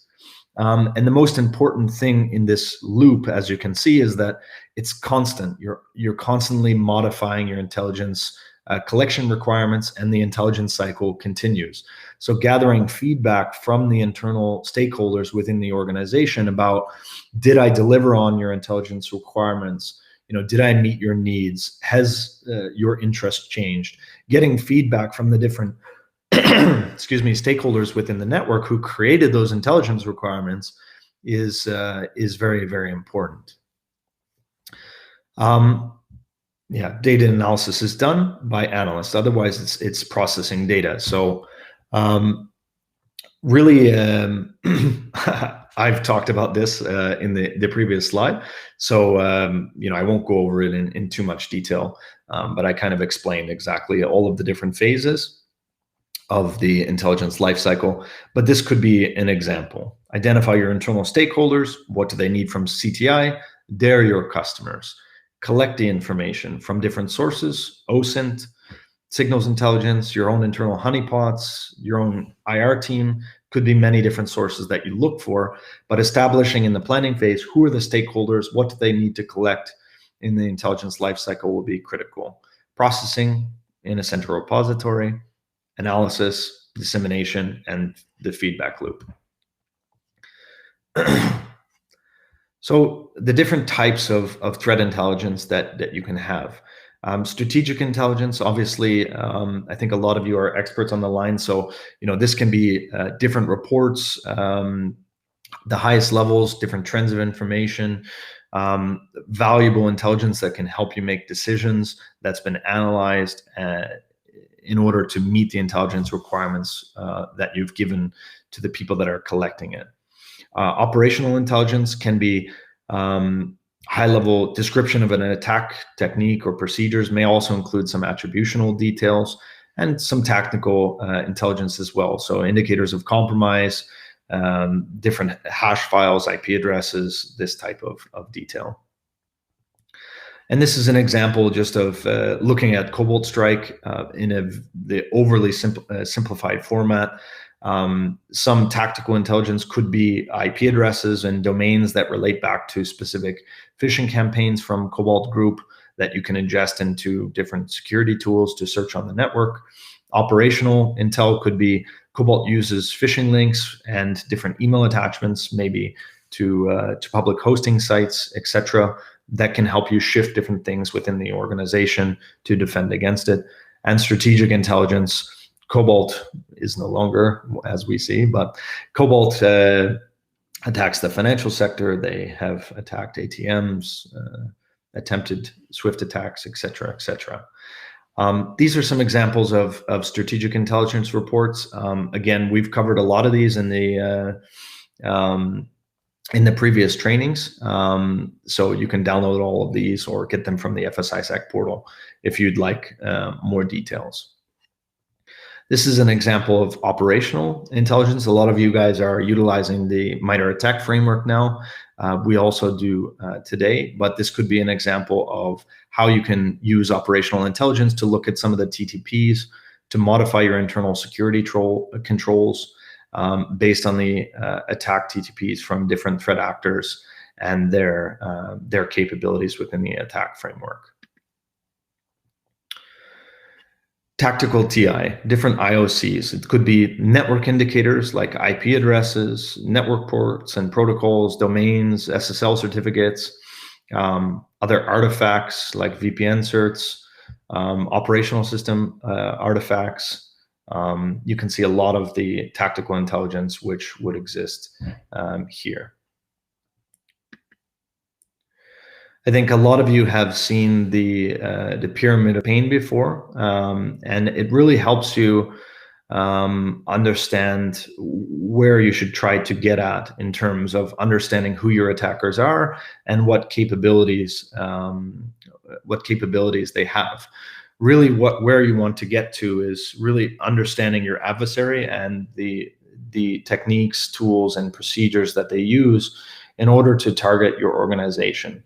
I think, collecting IOCs and things like that and ingesting them, this is, I think this is thankfully no longer what a lot of you consider threat intelligence. Really, it should be about understanding who your adversary is, understanding what tactics, techniques, and procedures they use or could use to attack your organization or industry, and hunting for newly created infrastructure from these actors to gain more insights about new campaigns that they might have. So in the subsequent slides, we're going to get into some real examples. I wanted to kind of breeze through the previous slides because I think a lot of you, having looked at the people that are online, will be past the kind of fundamental stage for CTI. So I'll give you some real examples of use cases that people have for CTI to get your mind thinking about different concepts that may or may not be new to you. But first, we'll look at different TI sources. A lot of you will know many of these.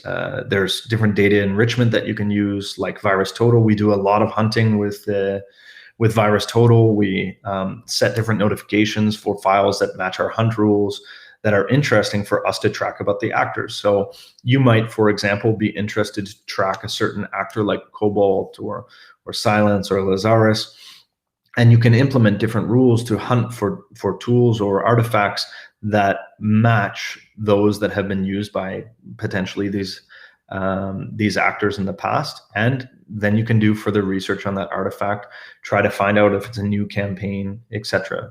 A lot of passive DNS for enrichment as well. So we at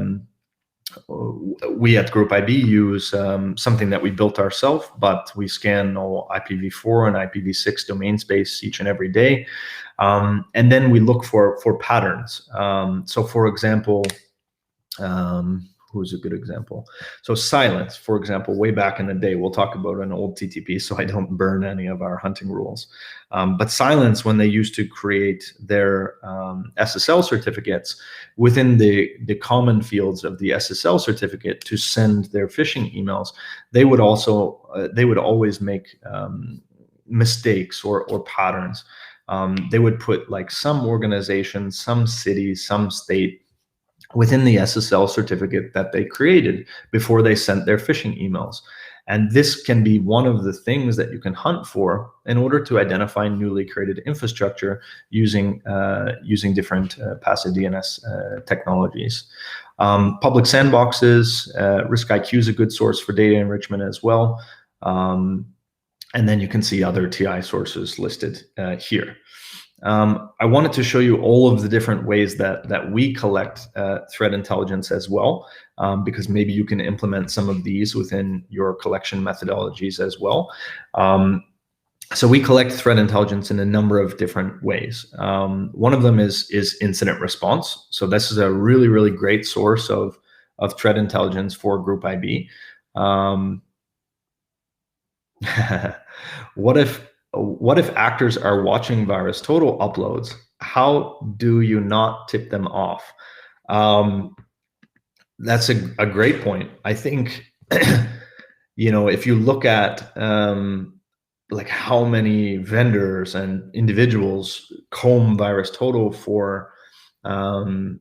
for information they're hunting for, we should not think that threat actors are not doing the same thing. So you have to be extremely careful with what you put on VirusTotal.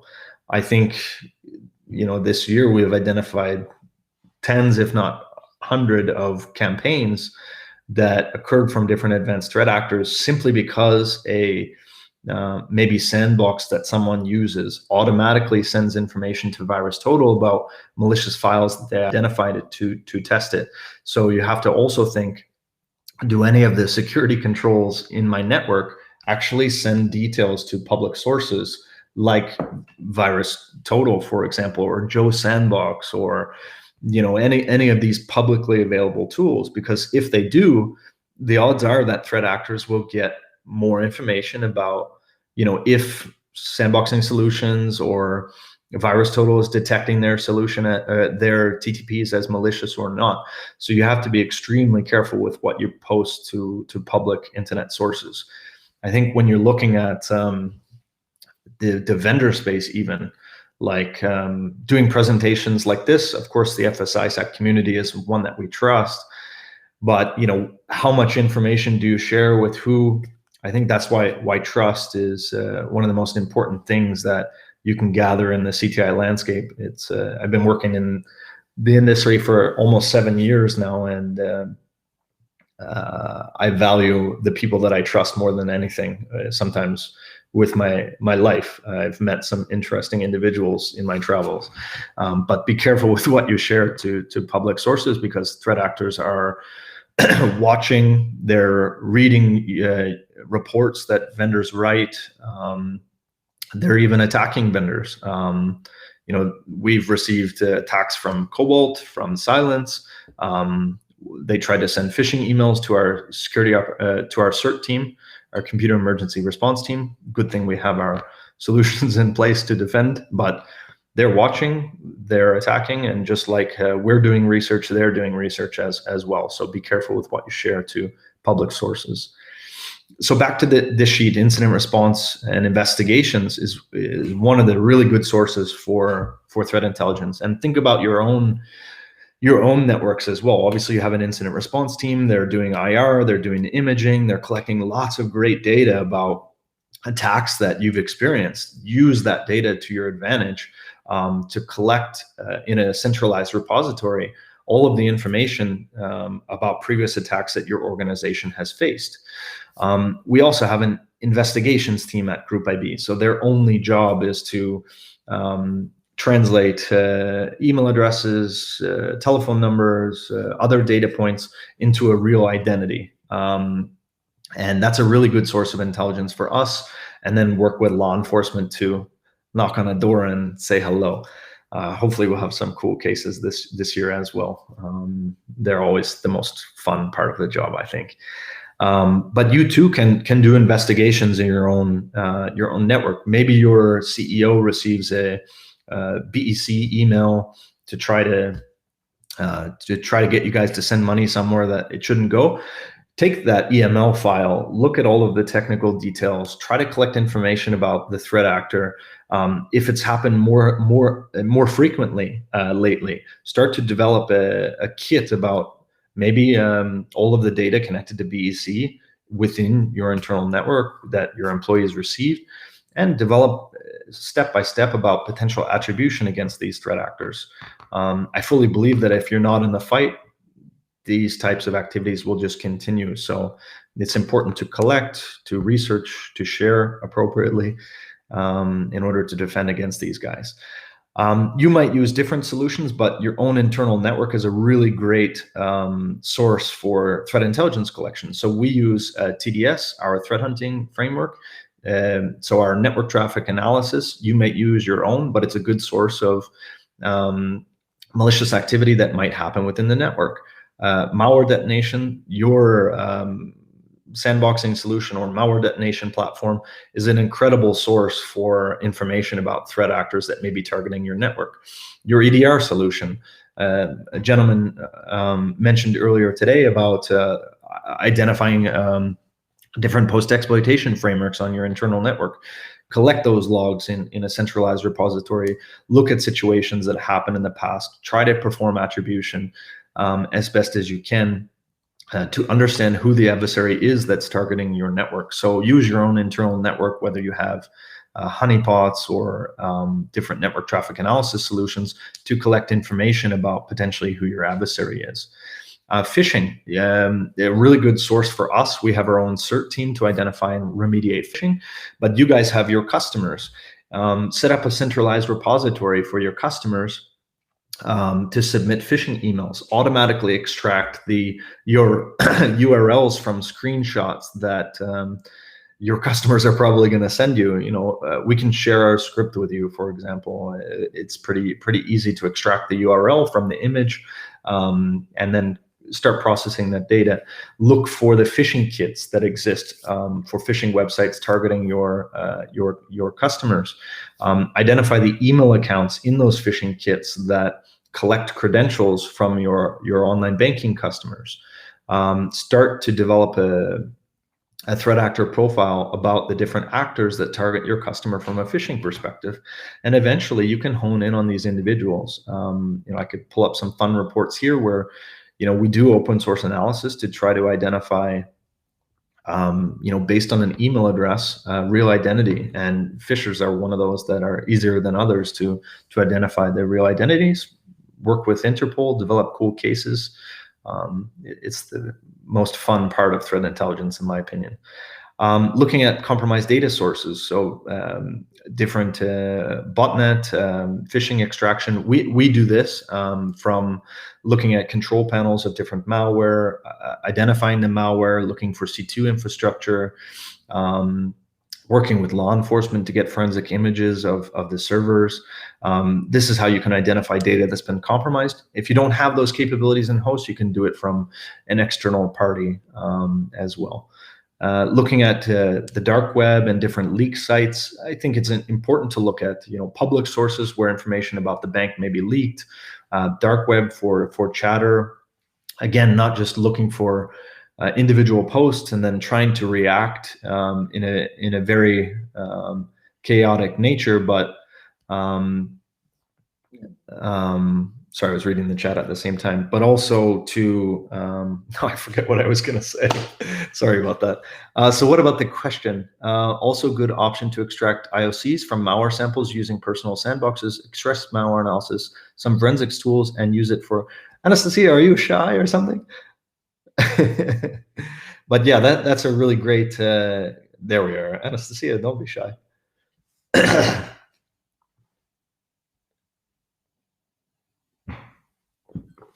Yeah, it's also a great source to utilize your own malware detonation tool to extract IOCs, to perform threat hunting in the internal network.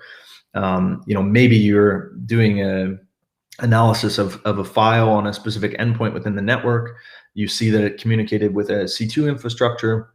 You isolate the host with your EDR solution. You think everything's all good, but your incident response team, your malware analysis team identifies more IOCs connected to that. You use passive DNS to look at additional connections to those original data points, and then you can perform threat hunting in the network to see, has there been another endpoint within the network to communicate with that criminal infrastructure. So really, really valuable point there that Anastasia showed, and we'll actually show how to do that in a hands-on nature in day 2 and day 3 of the trainings as well.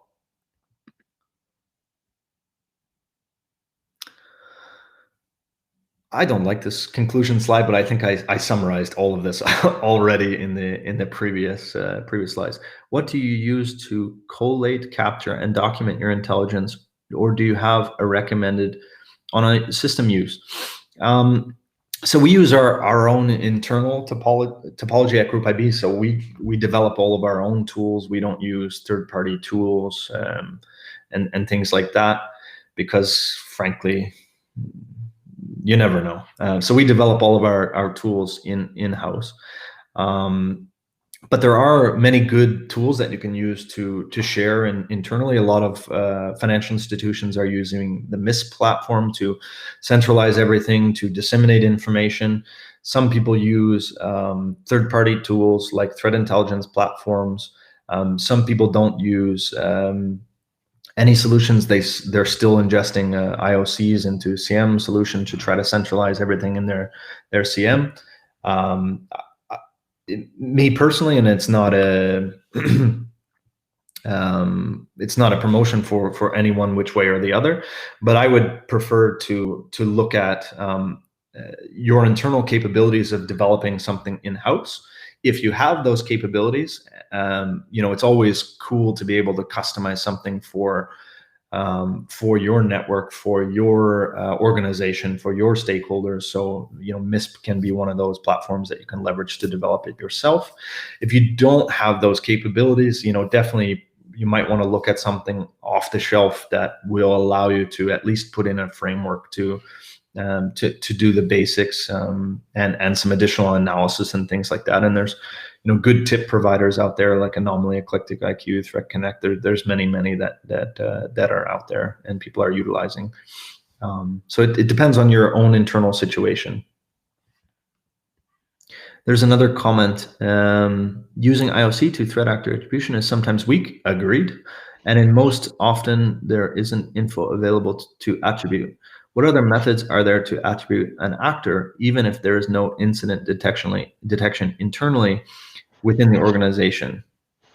So, Anastasia, Nick, can I please answer these questions also about the IOCs from the malware samples? I think I did, but go ahead. My idea about the IOCs is really that we have only small part of the possible indicators that we can use for the attribution. Here I'm talking about the detection of the attackers' infrastructure. So it is really, in some cases, not at all cases, but sometimes we really can attribute some attacks to the groups by using numbers of their C2s, domain names, IP addresses, because they often use the same domain names for their different campaigns, and we can connect this information using threat intelligence also. Yes, so something like this. Not all, of course, not all kinds of indicators we can use for attribution. And also, here is the best option to use TTPs for the attribution, of course. So we need to collect a lot of data about the techniques used in our infrastructure, and try to find the same TTPs used by some APT groups. So thank you for your comment. Really, not all indicators we can use for the attribution.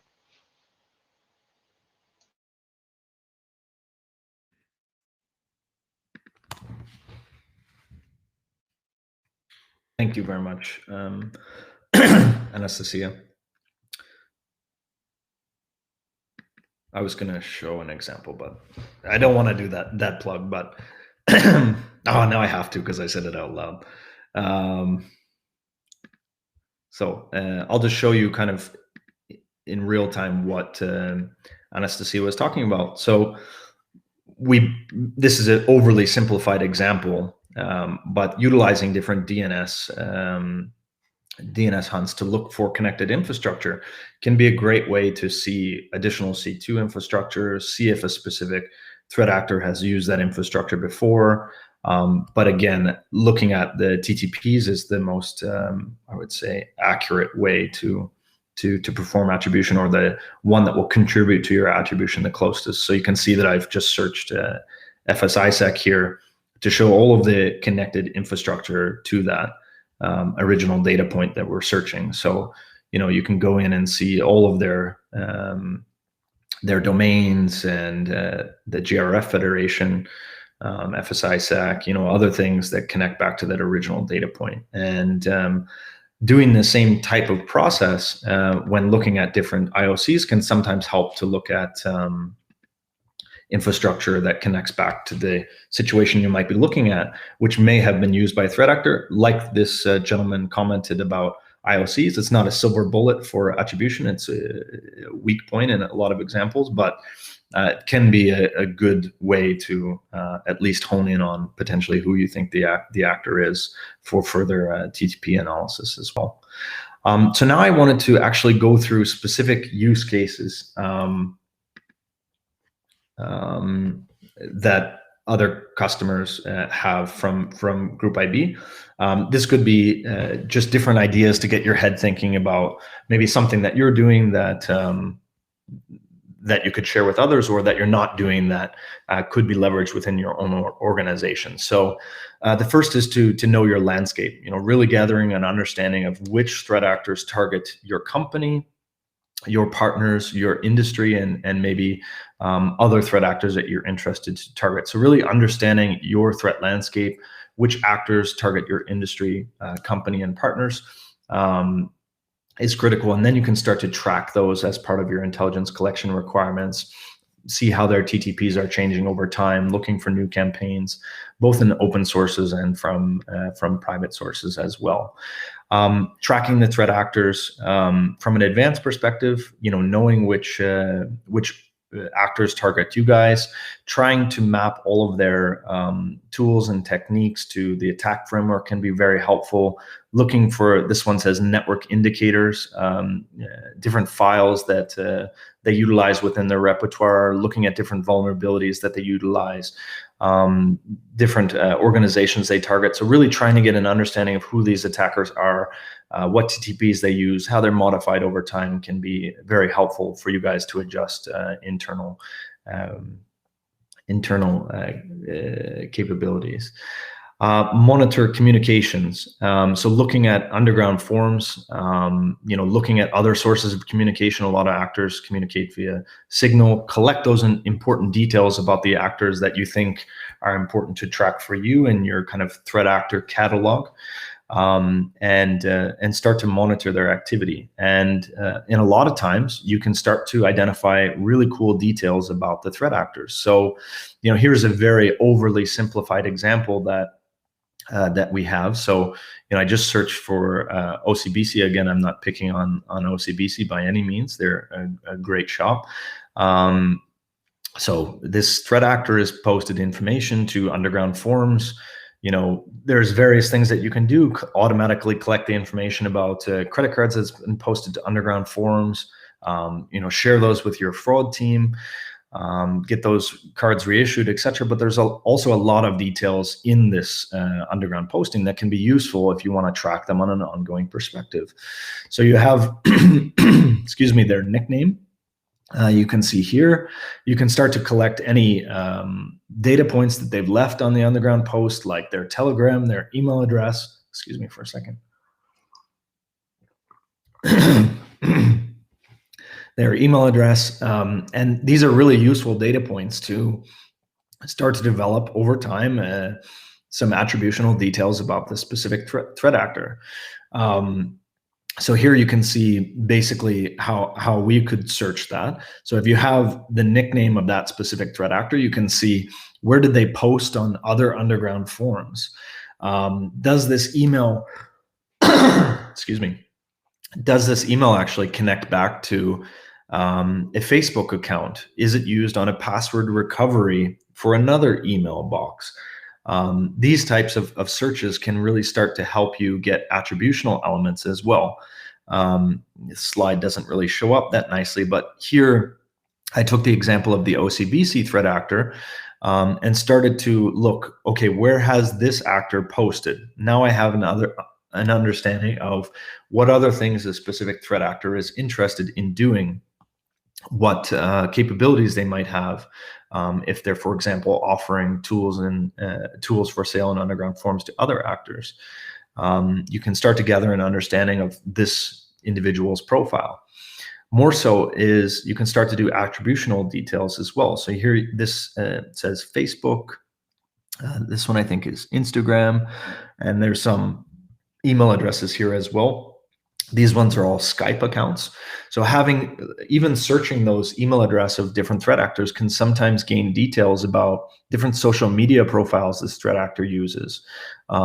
Looking at password recovery accounts that use that email that the actor used. Sometimes you can actually get lucky and identify who this threat actor is, so that you can work with your local authorities to actually arrest them. So collect those important details about the threat actors that target your organization. In this section, it shows the start of an attack, looking for compromised data. So looking for compromised data not only from public informational sources like OSINT, but also from non-public sources, from actual criminal infrastructure, can help to identify attacks before they happen. As you saw in the cybercrime landscape trend, a lot of the credentials that are used for initial ransomware attacks are from legitimate credentials that have actually been compromised, as you saw from the heat map. So, looking for credentials that have been compromised to different non-public sources can be a really good step to stop an initial attack before it happens. You can also find information about credentials that have been compromised, both from, for example, phishing attacks, from malware that targets your client organizations, and share that with your fraud team, your anti-fraud team, excuse me, in order to mitigate attacks that might happen against the client side. I mentioned card data a lot before, and I think card data is valuable not only for the fraud team within the organization. So collecting information from underground forums, collecting information from mage card infrastructure, from POS infrastructure, from phishing activity. Of course, it's good for the fraud team and to share that data with the fraud team, mitigate any type of attack. But also the intel team can get a lot of useful data from credit cards that have been compromised as well. So here you can see that this particular card belongs to a Singaporean customer. Their information was unfortunately compromised. In this case, we knew that it was mage card infrastructure that the credit card was compromised from, so compromised from JS sniffer operations. Of course, sending this information to the fraud team is very important to reissue a new card or share it with transactional anti-fraud solutions so that they can mitigate any suspicious transactions on that particular carding transaction. But also identifying more cards that have been posted to that same source can be a valuable way to identify the common point of purchase. So here you can see that actually this card and this card were compromised on the 9th and then, on the 20th and the 20th. So on the same date, in and around the same time, and the C2 server of that mage card infrastructure is actually the same as well. So what the fraud team can actually do is identify the common point of purchase of that specific couple of cards or handful of cards that have been used or compromised, and identify the source. Now you can identify potentially the merchant that's been impacted. You can hopefully collect the information about the JS sniffer, provide that to FS-ISAC hopefully, and then perform threat hunting on that JS sniffer to identify more potentially merchants that have had their e-commerce pages compromised. So there's a lot more to do with credit card information than simply posting it to the fraud team to reissue cards for customers. Also, there's really cool things that you can do by monitoring the underground forums. So I think it's important to monitor a couple of things. Number one, the quantity of cards that are posted to underground forums. This will help you to gather an understanding of if there's a peak of cards posted to underground forums. It can help you to understand if there's or trigger your team to do some further research about potentially where the source of compromise is coming from. And you can do a lot of work together with the zip codes, if you use a zip code in your country, that are attached to the card information from the underground forum. And this can actually help you to kind of do a heat map of where these cards have a common point of purchase or a common point of geography as well. But use these kind of spikes in posting to underground forums as a trigger to identify potentially a larger incident. The one that we identified for Singapore, South Korea, we did one for Pakistan last year where we believe it was a Lazarus attack against payment services. This was all done from an initial trigger in our minds to say, when there's a large amount of information posted to carding forums, use that as a trigger to start to do further research. The economic value on cards on underground forums can be useful as well. So it kind of places a trigger in your mind to understand how valuable are my cards on a monthly basis versus other financial institutions in the same industry. So monitoring the median price, the maximum price, and the average price of these cards on underground forums, and doing it on a month-to-month basis can help you gather an understanding of how valuable these types of cards are for cyber criminals on underground forums. And you can use these metrics as a trigger to say, why are the cards becoming more valuable for my organization but not others in the same industry? Perhaps the anti-fraud solutions that we have in place, aren't doing an effective job at detecting these types of attacks. One of the other things I want to leave you with before I probably hand it over to Anastasia is to talk about phishing. I think there's really a lot of cool details that you can get, as I mentioned in previous slides. And phishing is more than just whack-a-mole. Collecting information from referral logs, looking at phishing attacks that have happened against your organization is good, and providing that to anti-phishing providers is good, but collecting information that's valuable to you like the phishing kit and like the emails that are being used to receive the username and password combinations once a victim enters their information in the phishing page, can really help you to start identifying who these phishers are and make an example of them. Work with law enforcement, and they can do a PR announcement on your behalf. I'm sure your legal team won't allow you, but make an example of them. And the more details you collect and centralize in a repository and analyze, the more information you can collect about these threat actors. So those are some of the examples that I wanted to give you that different customers use from a threat intelligence perspective. I think at this point, I'll probably hand it over to Anastasia. If you have any questions or comments, I'd of course be happy to answer. And I'm really excited for day 2 and day 3 to get a hands-on training for everyone. I think it'll be very, very exciting. And some of these things that we talked about hopefully will come to mind when you're going through the technical trainings as well. Thank you very much for devoting so much time. And of course, thank you to FS-ISAC for putting on the training. I hope you have a good couple of days running through technical elements with Group IB. Thank you, everyone, and have a good day.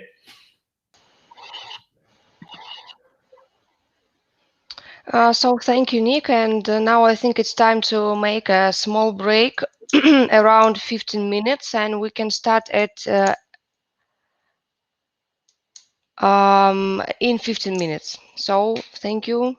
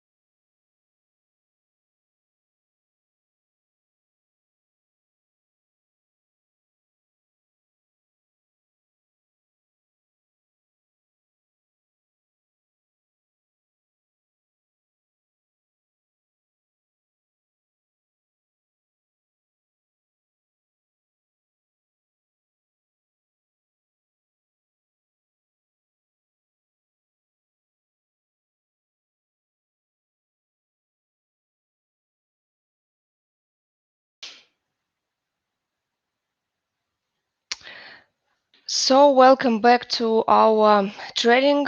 Let me introduce myself again.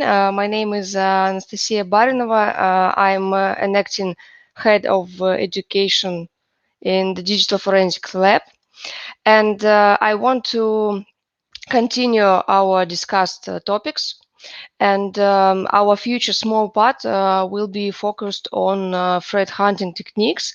So let's discuss some basics about the processes, about the teams, roles, about some tools and data sources, so that you can apply this data later.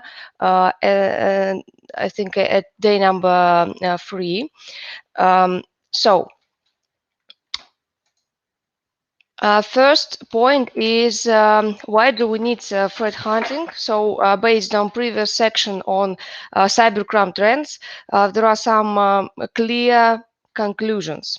So first is APT groups focused on making their activity and actions look like normal.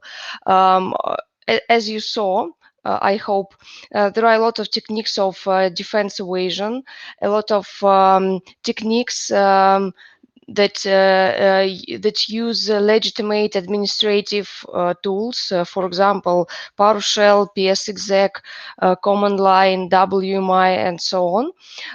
And of course, cyber criminals. There is a strong trend of using leaving of the land binaries and scripts, so that it is really hard to detect such kind of attacks for cybersecurity analysts. Second point is reactive security controls can detect them. Again, everything that is based on known indicators of compromise, known rules, and known signatures are really not very good for detection APT groups, hidden threats in the infrastructures. And here we also have two interesting statistics, around 100 days being undetected in the infrastructure. It is statistics of our clients and our known cases. So it is really a big dwell time, and we will talk about this, how to decrease it and why it is really hard to do. But threat hunting will help us to do it, of course. So, and around only 7 days, 1 week to get the main administrative credentials at the site of the cyber criminals. Again, we will talk about the bad configurations with the bad password policies, and all these mistakes that really help cyber criminals do their work and do it very quickly. So, and next slide has such name for a reason. So nowadays everybody is talking about the threat hunting. Everyone wants to be threat hunter, and every employer wants to hire a threat hunter, and a lot of vendors, companies try to create and develop some threat hunting platforms and frameworks. This is the main reason why today people start to call threat hunting anything. Yes, so and let's start with what is not threat hunting. So it is not a form of pen testing or red teaming or purple teaming. Of course, threat hunting can lead to search for new breaches in the network infrastructure and new vulnerabilities and configuration mistakes, but it is not pen testing. So it is not a security control monitoring, not just typical usage of cybersecurity solutions. It is very important point that threat hunting can help to search for hidden. yes, for hidden and unknown, so and undetectable threats. Although output from hunting can be used to provide new detection mechanism, new rules, new signature lists, and so on. So threat hunting is not a searching. Question about this slide. So yes, we will also upload this presentation to link. Yes, and it will also be available, but not yet. So threat hunting is not a searching of indicators within the network. So threat hunting is not equal to IOC scanning. It is also very important. Because for successful threat hunting, you need to know more about the existing threats, more than our solutions and indicators of compromise can say to us. Again, threat hunting is not an incident response. They have a lot in common, but again, threat hunting can cover some undetectable incidents. So the trigger for the incident response is some alerts or some events or something like this from our cybersecurity solutions, from the third parties, from the threat intelligence data, or from our employees and analysts. And we have no such triggers for the threat hunting. It is just a long process for search for new threats, for hidden threats in the network. But there will be a lot of common techniques for the incident response and for the threat hunting. That's why we will have day number 2. It is forensic techniques. So, and it is not only forensic, but it is digital forensics and incident response techniques for the threat hunters' needs, because there are really a lot of common tools and common methods of the data collection and processing for the incident response and threat hunting. And also, threat hunting is not a simple process with a single output and single input. So we will have a lot of cycles, conditions, and different situations. It is natural because it is a really difficult process to search for hidden threats. It is not simple. So, and now, what is threat hunting? So threat hunting is the proactive process of searching for the activity of advanced adversary that have evaded existing security controls in corporate networks. And another very important feature of the threat hunting, it is reducing dwell time of ongoing compromise actions, of ongoing incident. Again, some options and some features of threat hunting, it is not automated at all. So, and all cybersecurity solutions that are called something like a threat hunting platform with machine learning algorithms, very smart and very useful. So it is not threat hunting. So threat hunting is a manual in some steps process. So it is very useful to have a good specialists, a good analysts or threat hunters in the organization to do hunting. Also, second feature is that threat hunter is based on the hypothesis. And really, hypothesis is the key. At the third day, you will try to create a hypothesis for the special type of the network. So how we can make this hypothesis, and which hypothesis is good or bad. And in order to create this hypothesis, analysts, threat hunters must have knowledge and skills in the cybersecurity field, understanding of modern threats, of modern cyber attacks types, TTPs, and so on. That's why we had first part with the small description of modern threat landscape. So, and expertise dependent, it is also connected with the previous topic. So expertise is also a key for the threat hunter.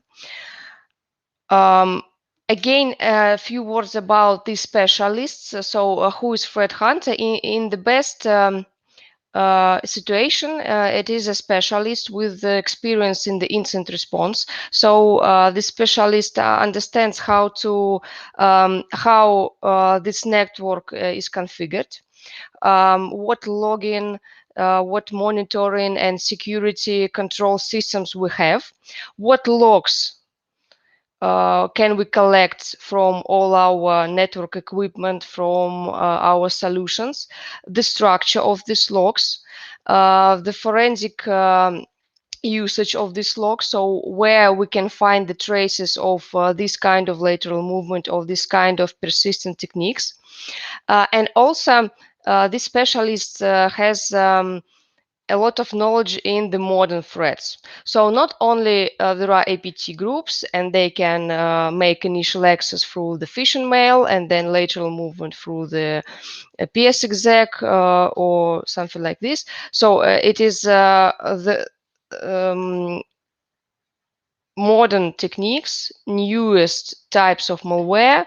That's why it is very important to, for example, use data enrichment based on the threat intelligence. So the newest information about cyber crimes, about cyber attacks and TTPs. Okay, as indicated, the goal of threat hunting is reducing the gap between the initial compromise by the attackers and the adverse and attackers detection. So some trigger for from again our security solutions, threat intelligence, or something like this. So based on latest reports, around 68% of compromises weren't detected for months.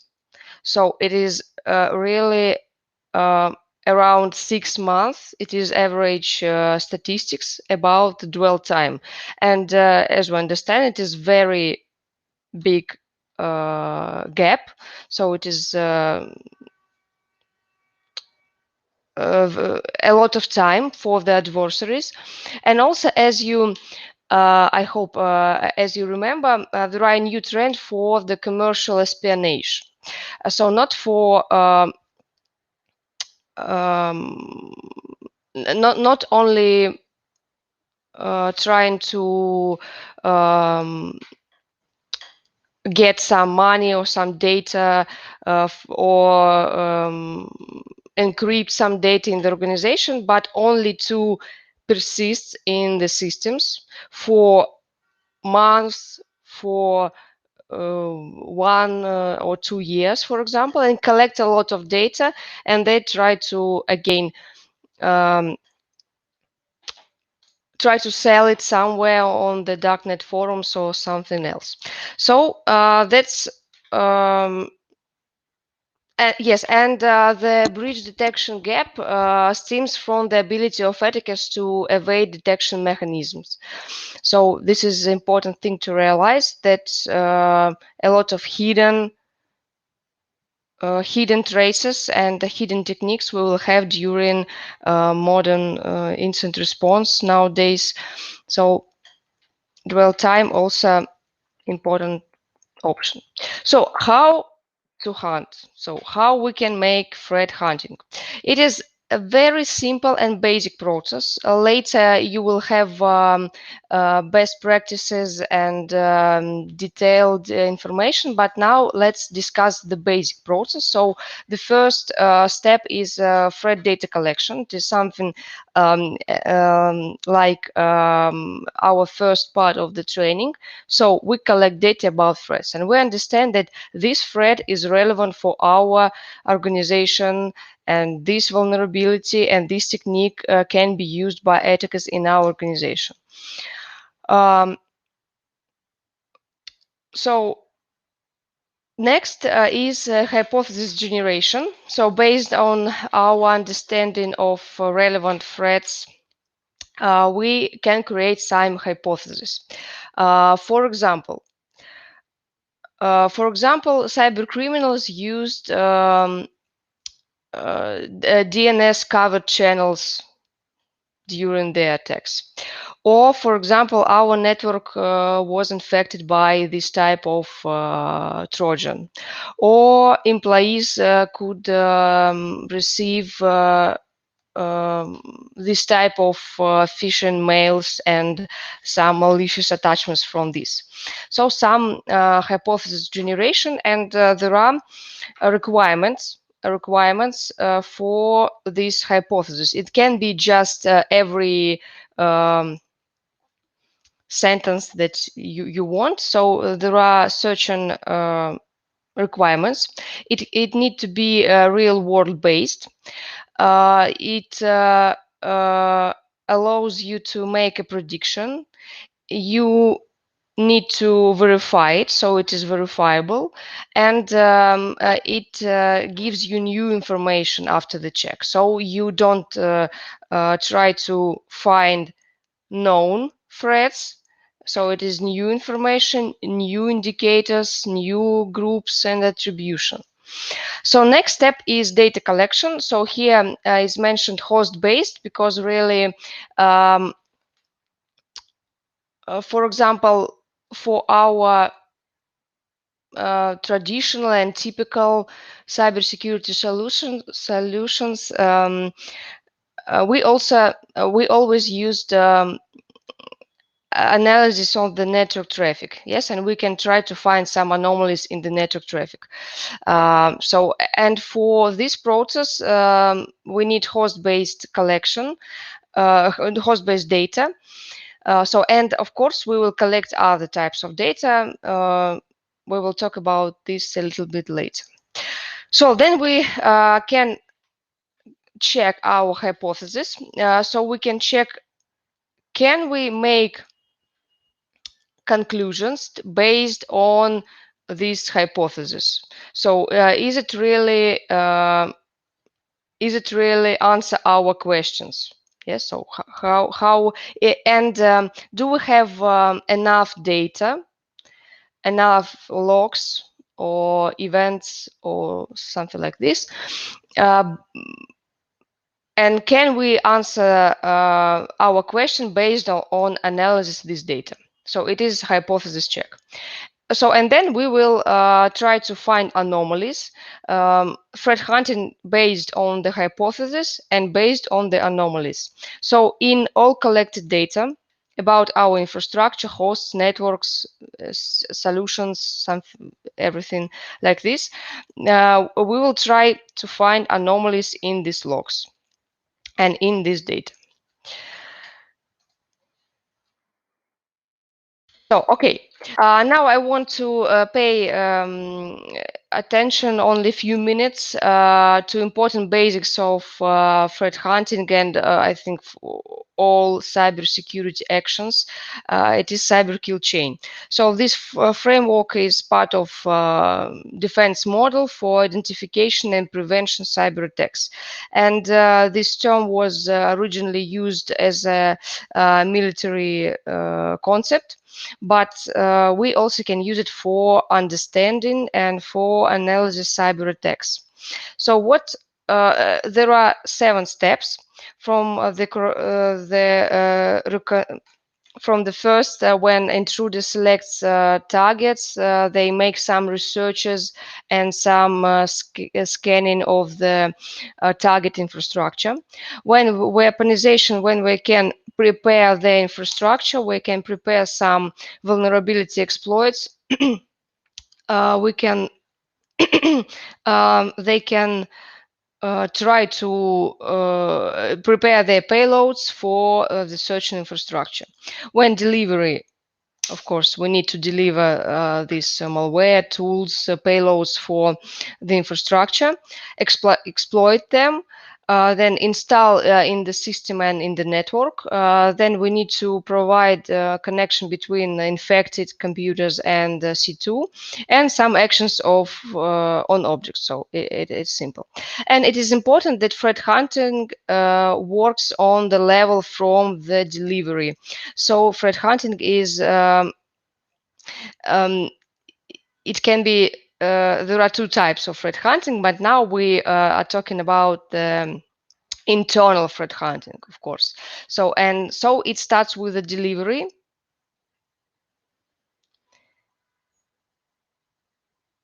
From the delivery step. So there is no mute options for the participants. I hope there is no background noise from here. No noise, everything is fine. So it's okay.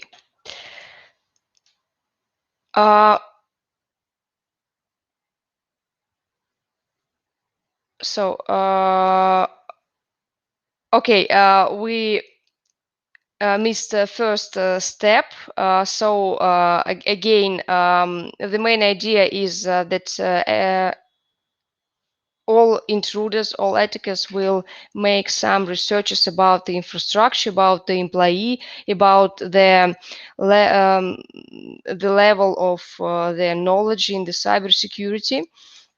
So it is step number one.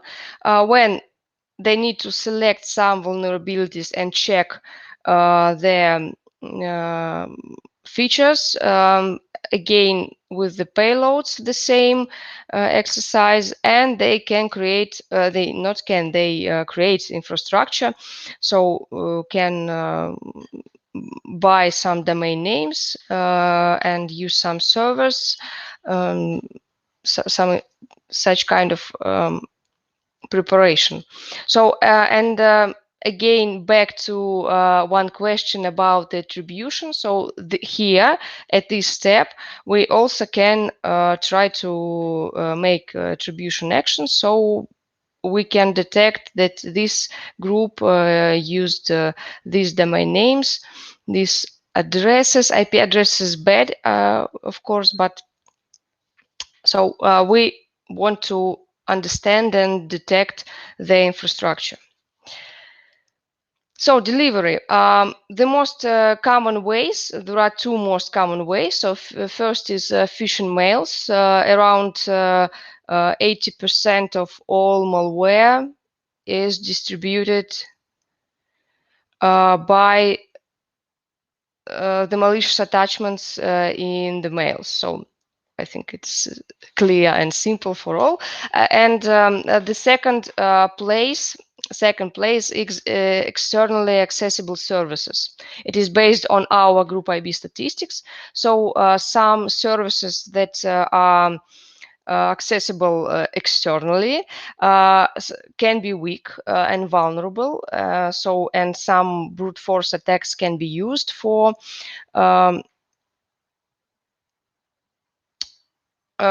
getting access to the infrastructure. Yes, and of course there are some cases with delivery using web sources, when some sites, websites are using for the distribution of some malware types. So it can be and it can be very it can be malware sites, it can be legitimate sites that was infected. So okay, and removable media, something something like USB devices or hard drives, or so it is very old way to deliver malware to the organization, but 1% of all initial access is using removable media. So next, okay, we deliver our malware, we as an attackers, we deliver our malware to the first computer or first list of hosts. And when we need to exploit vulnerabilities, for example. Yes, so, and there are two types of exploitation. Human exploitation, when we don't need to exploit technical vulnerabilities, we just victim, so target person, just make double clicking on the file in the mail attachments, so, and execute and run our malicious code. And technical exploitation, so it is known as exploitation of some vulnerabilities that was in the software that installed in this organization. So it's clear. Then installation. Persistence and lateral movement. What does it mean? That after we exploit and execute some malware at the previous step, we need to persist on this computer and move to other computers. So we need, we have a target server or target computer, and we need to distribute our malware to this. So, and here I want to ask one question for you, because we didn't do it yet. So my question is, what do you mean? What do you think? Why cyber criminals need to do persistence techniques? They have they make more traces than we make persistence. So why do they need it? Why do they need persistent techniques? Please write your answers to the chat. There are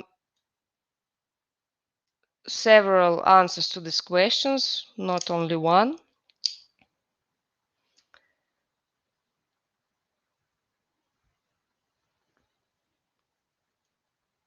So, is admin credentials required by attackers to exploit persist lateral movement? At 90% of all cases, yes. It depends on a lot of details, but yes. And the main idea that at the first step, when they already on the host in the network, they will try to find credentials in the RAM. So maybe you know about the Mimikatz based malware that can make a dump of the password hashes from the memory. And again, in 90% of cases, there will be some credentials of the administrator in this memory, and they just put this hashes from the RAM and use it for the lateral movement, for the remote execution of some malware. So,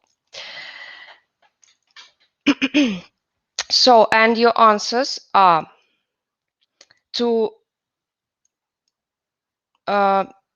okay, to have persistence access to the compromised network, ongoing access, avoid detection. Need to stay. Okay, I see. could understand the network, so it is just only a pause, some kind of break for them, also to make internal research of the network. Okay, good answers, very good. It is right. So, and another answers. Yes, they can re-enter the systems. Yes, if they understand that they can't do their actions at this time, they can do it later, or they can, for example, sell this. Sell this access to the infrastructure also.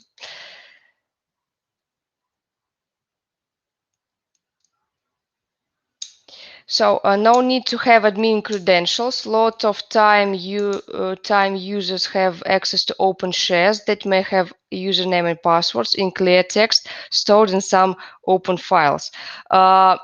So yes, and later we will talk about the credential access technique.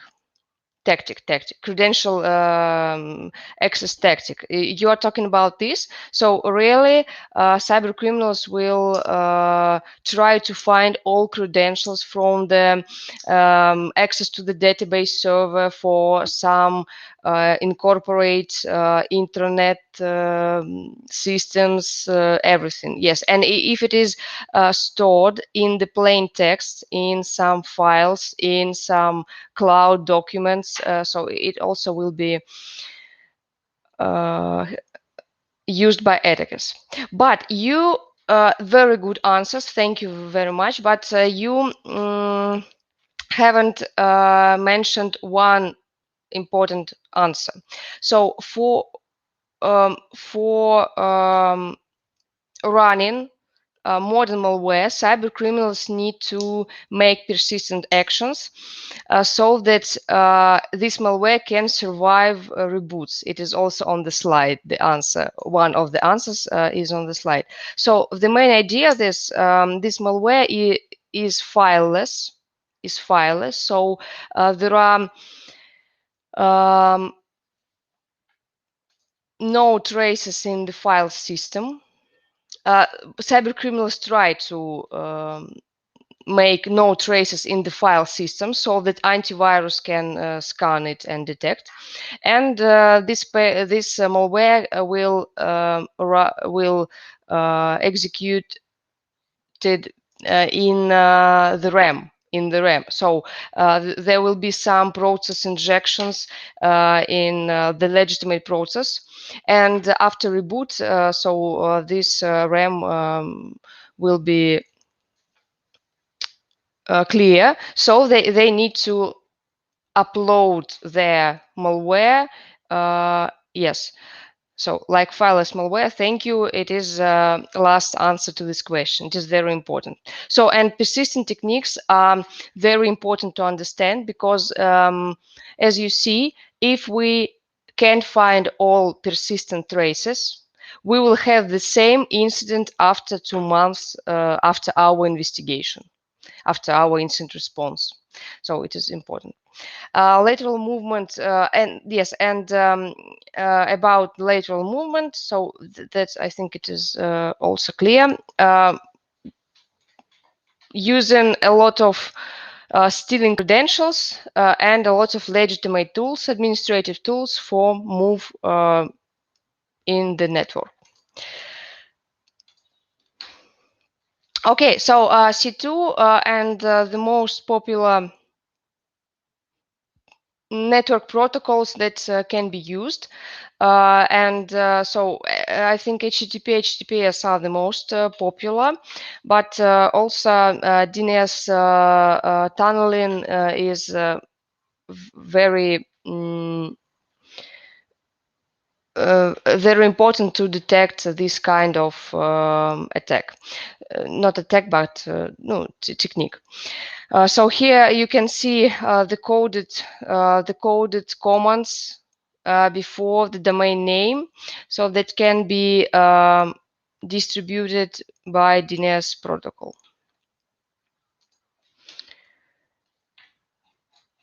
So, and action on objects, it is clear. So, cyber criminals can encrypt data, they can manipulate of software so that can make some monies, they can make espionage and try to find some data in the and steal some data, and they can only disable the system without any financial motivation. So it's clear. Okay, how to use cyber kill chain for the threat hunting and for the cybersecurity processes, how we can use it. We, for each step, we understand this step, we understand the most popular technique of this step, and we can try to find the traces of this action. So everything is clear. For the delivery, we will search for the suspicious emails. For exploitation, suspicious software, installation, some executable files, so and something like this. What is also important about the cyber kill chain? Why do we need to use it? Because if we miss any hidden traces from 1 or 2 or 3 steps, we can't understand, for example, initial access vector, and we will have the same, we have the breach, and we will have the same problem and the same incident after. If we don't understand how they installed in our system, how they make persistent techniques, we will have the same incident in 2 weeks. That's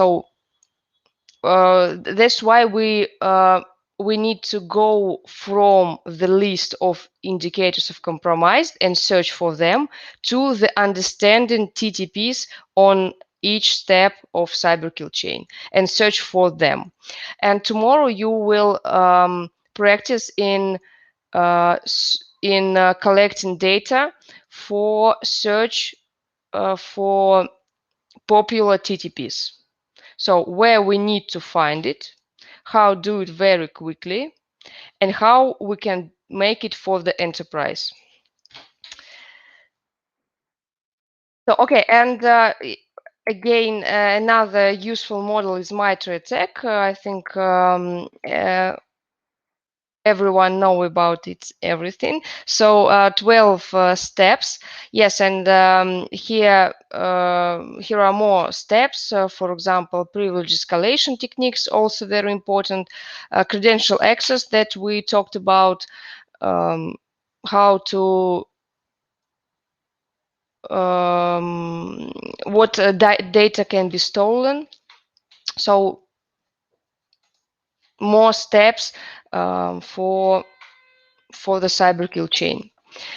Yes, and here are some rows and columns. So 12 tactics. For each tactic we will have techniques, and for each technique we will have procedures. That's how we can use it. So it is run keys technique for the persistent tactic, very popular. So here we can see how some forensic artifact, how we can try to find it, where we can try to find it, and some additional details about this technique. For example,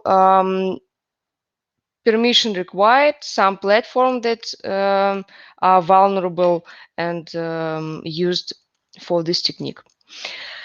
So again, this is a procedure of run key technique. So for different APT groups or for different APT campaigns, there can be differences how we can procedure this technique. Yes, and about groups, of course, there are some information. What is the main idea of the MITRE attack matrix? That if you don't know how to start threat hunting in your organization, you can use MITRE attack metrics. You can just read all popular types of TTPs, find and extract relevant TTPs for your organization, and try to search for them. So it is just a basic step number 0. So I think it is okay.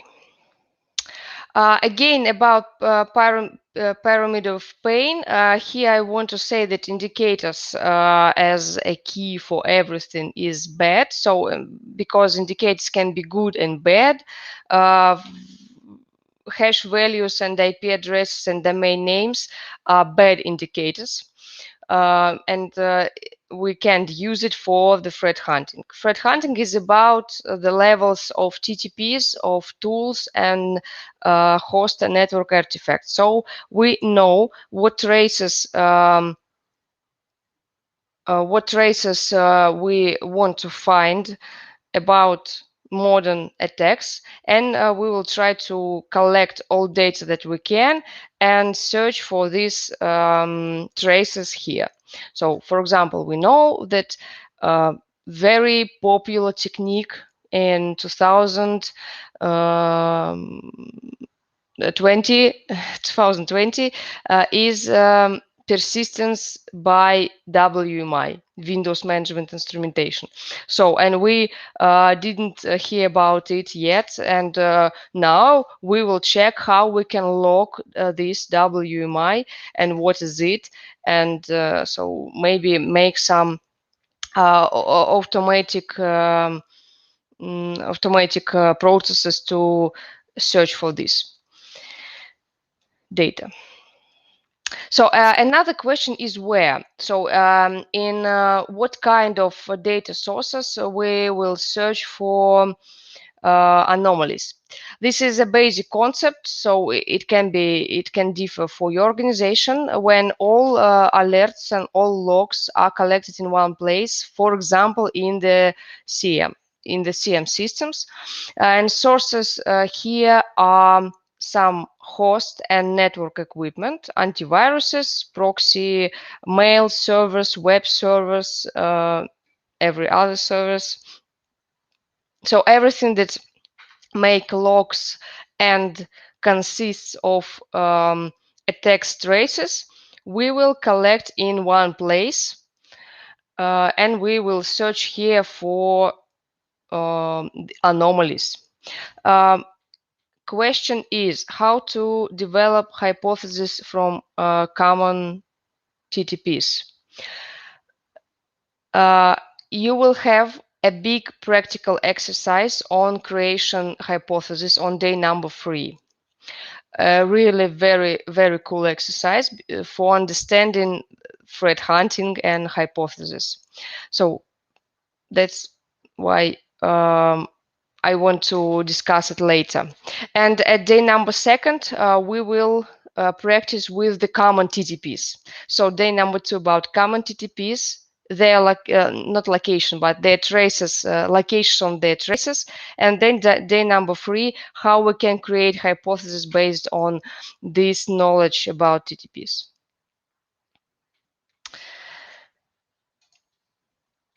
Okay, so and ideal option is when all these data sources is collected in one place, when SOC team members constantly monitor alerts and events.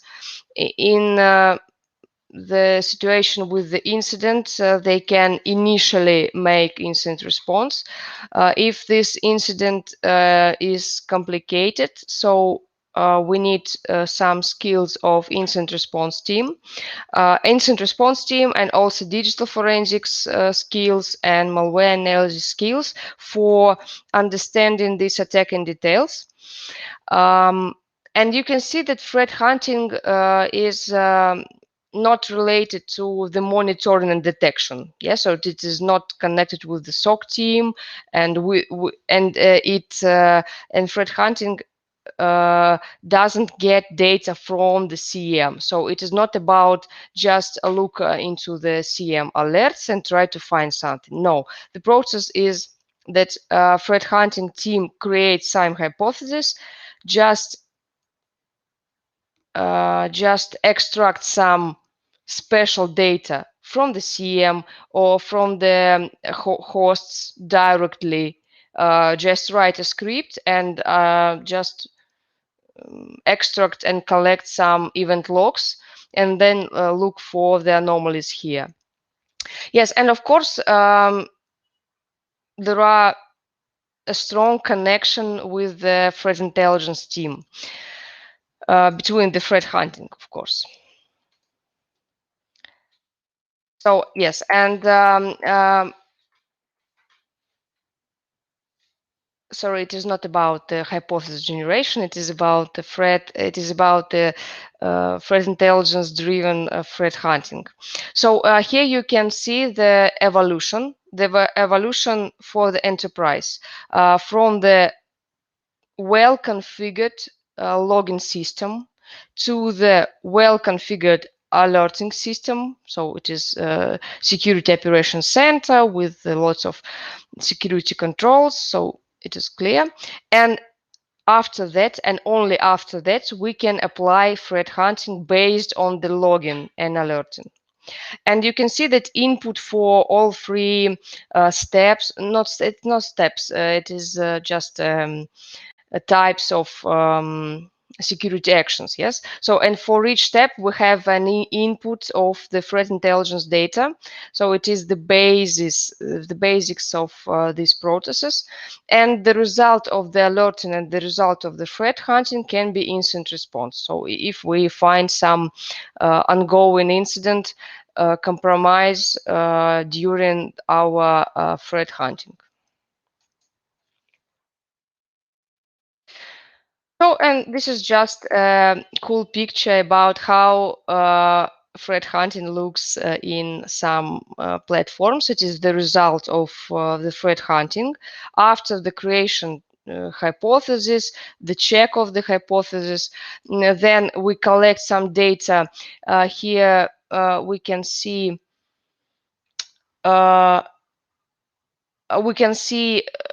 some, I think, prefetch files analysis about the running executable files, some file system analysis, and process, of course, process analysis. Yes, so we just collect special data from one or two or from all hosts and make this reconstruction of the attack chain. So okay, that's all for the basics. Thank you for your answers and questions. Please answer other questions if you want.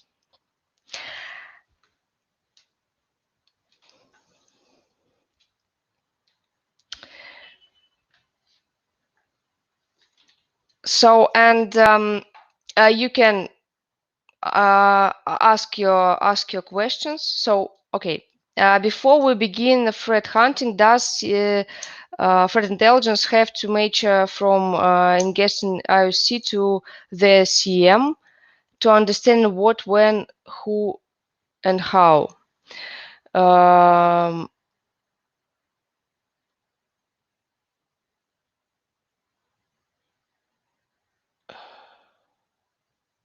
So yes, of course here. There wasn't threat intel as a source for threat hunting. It is, of course, a source, and we also can collect all this intelligence data in the CM systems, and it will be also very useful for the threat hunting, and we can but it is not in the threat hunting process. It is enrichment data for the threat hunting. So we will check some new domain names or some function names in the malware or something like this in the threat hunting database in threat intelligence. But yes, of course, indicators of compromise can be in the CM. But again, threat hunting is not about the indicators of compromise. Indicators of compromise is about detection, or maybe instant response, but not exactly. So threat hunting is about finding TTPs. That's why we don't need to upload something to the CM system. We can just read threat intelligence reports. We can just read MITRE attacks or something like this. Or maybe we can have our next day training and understand all popular TTPs, and we just, it is in our mind, and we just try to find it in the data that we collected from our infrastructure.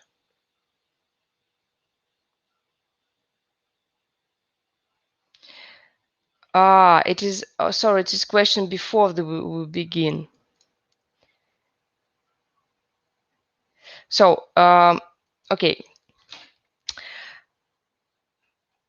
Just give me a moment about your question, but while I'm answering the question, I want to provide a small quiz for you. It's called, are you ready?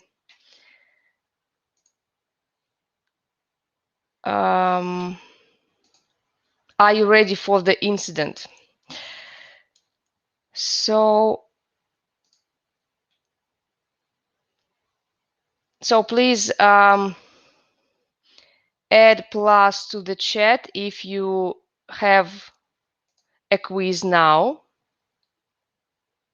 Is it okay? Can you see quiz? Yes, thank you. Thank you. So what is the main idea? As we can see, a lot of organizations are really not ready for the real incident.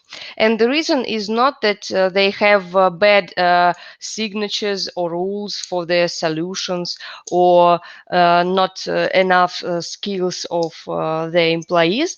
The real reason is that they have uncontrolled infrastructure. And during the incident response actions and threat hunting, they just can't get access to all infrastructure and understand the whole situation. That's why now I suggest you to answer the question: do you know a definite answer to questions in this quiz? So you don't need to write some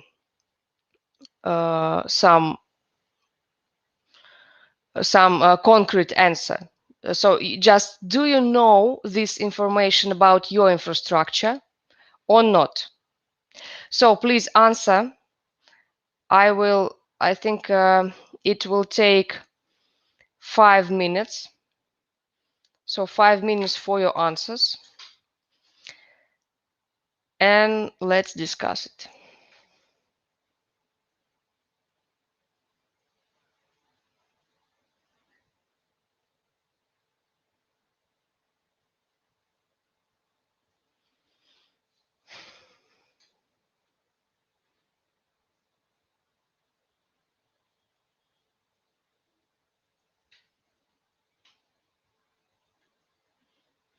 Okay, 5 minutes is too much.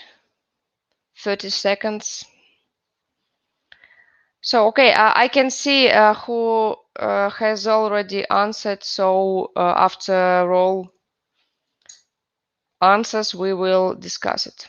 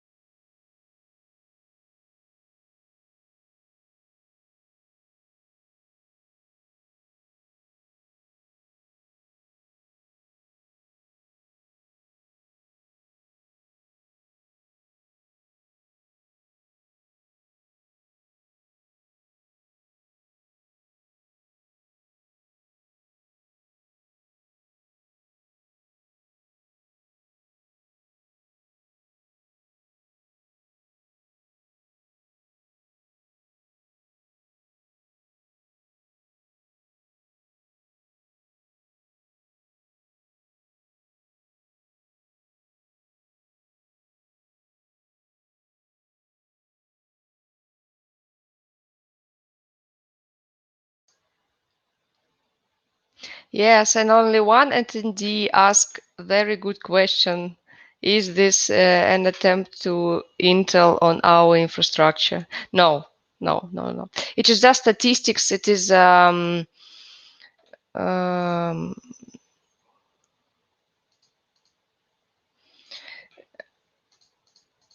we can see who answer this question. So it is just statistics about who know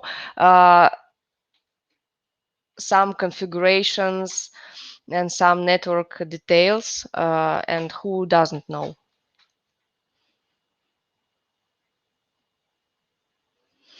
So I think 1 minute and we will start. So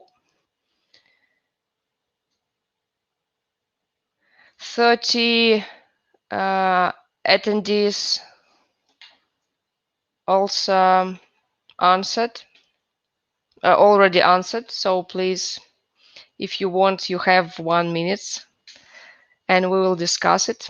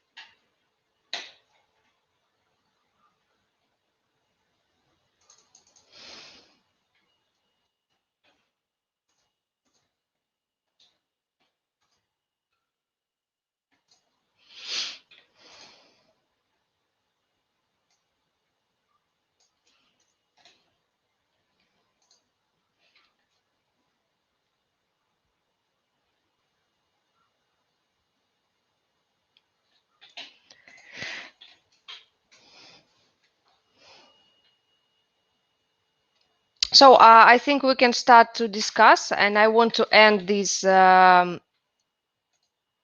quiz.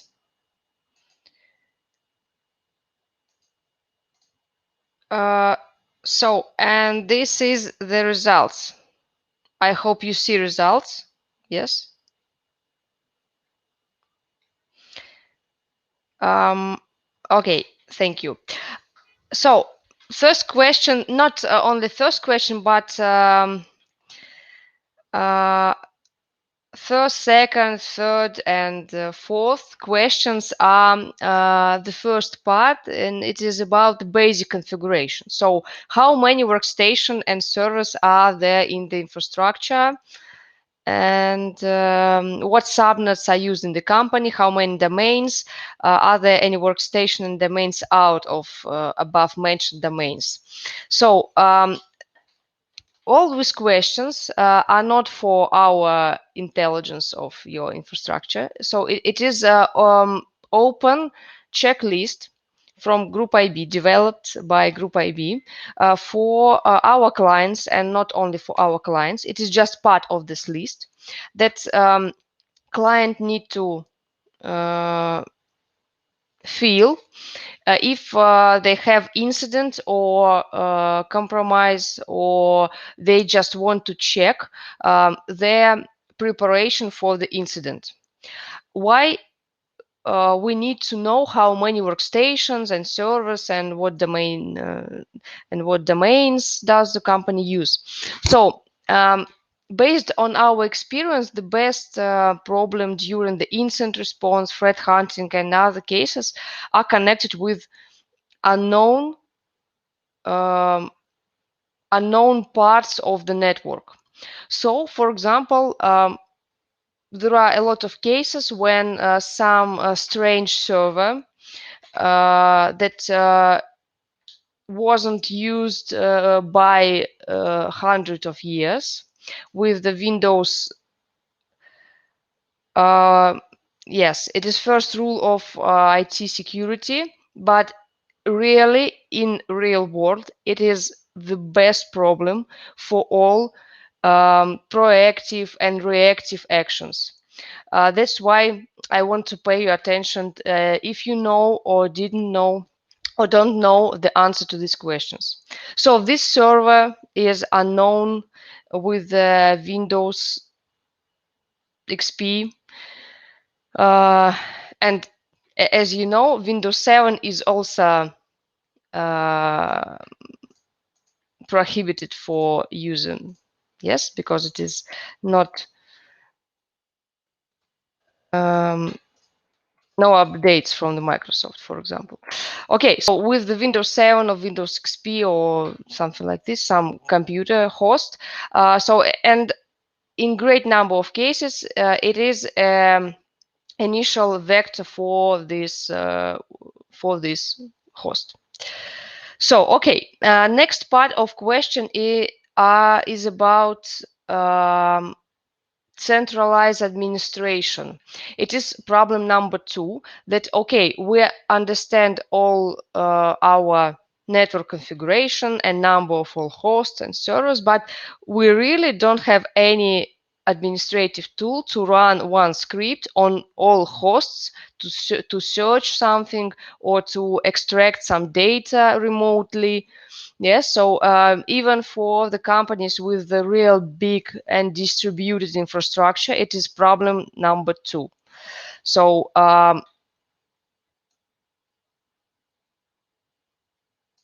and again, PowerShell, PS-exec, and WMI that was used by attackers and also will be used by cybersecurity analysts for security department, threat hunters, incident responders, and all of these guys.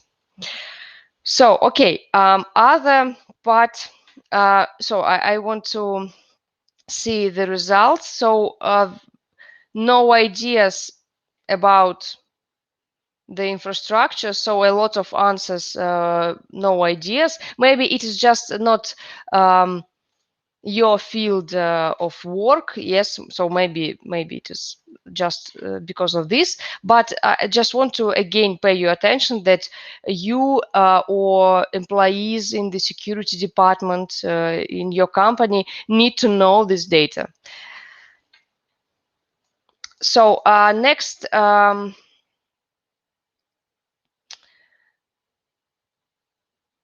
next questions from the question number 7. It is about DHCP, DNS, proxy, and servers and logs. So it is about logging. Okay, we know our infrastructure.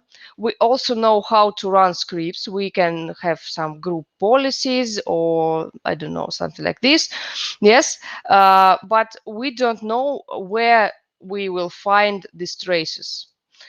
For this case, we need to answer to question about the servers, about the CM DLP system. So what kind of solutions and how, what is the structure of the logs for the solutions? So how we can, we have the file with the logs, for example, yes. So how we can analyze it.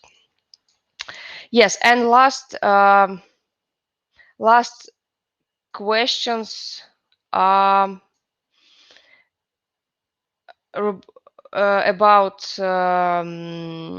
possible initial vectors. It is just a small list of these questions. And for example, is it possible to connect to a local network from a remote host? So it is the basic question for instant response for the threat hunting start. So is it possible to run PS-exec or PowerShell scripts on all hosts? About the password policy. So yes, and I think question number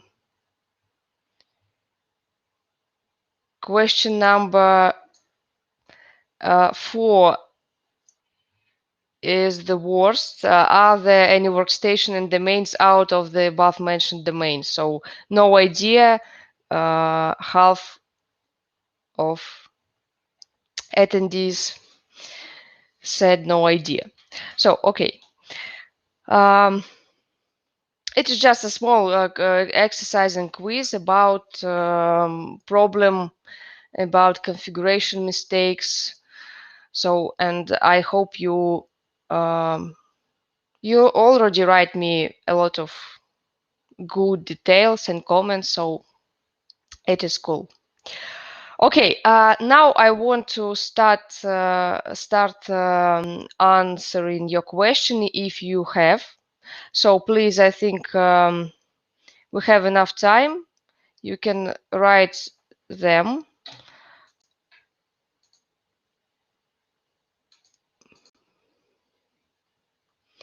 Again, here is my contact email.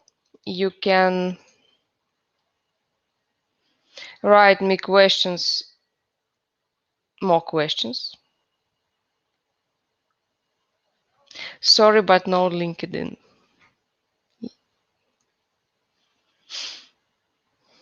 Only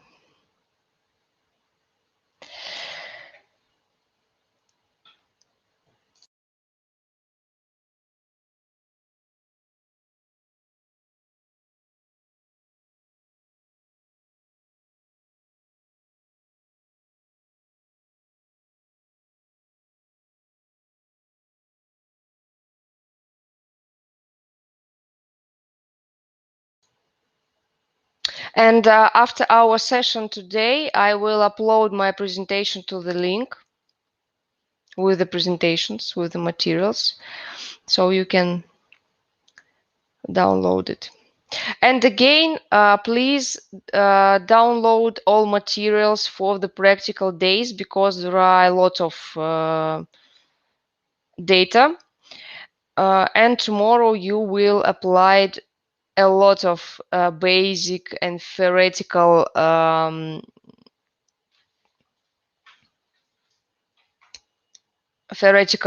topics that we discussed today.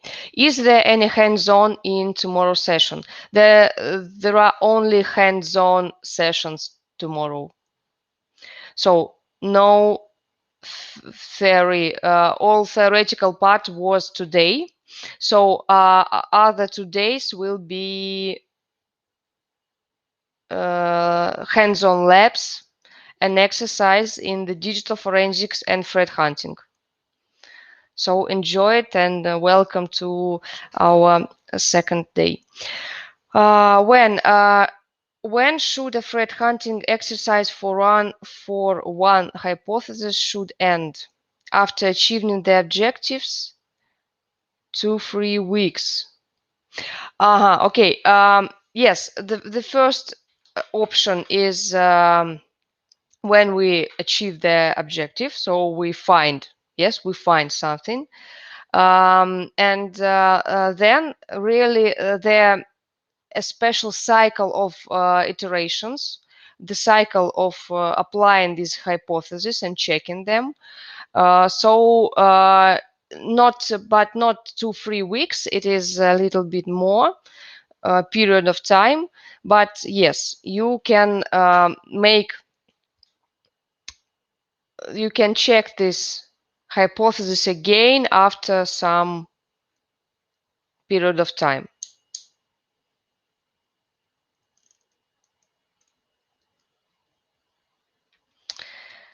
Okay, any other questions?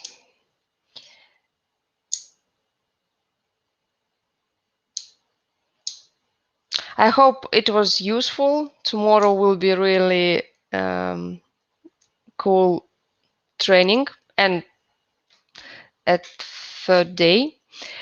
So if you don't have any questions, I see someone is typing. Okay, thank you. Thank you all. Have a nice day, and enjoy our tomorrow training.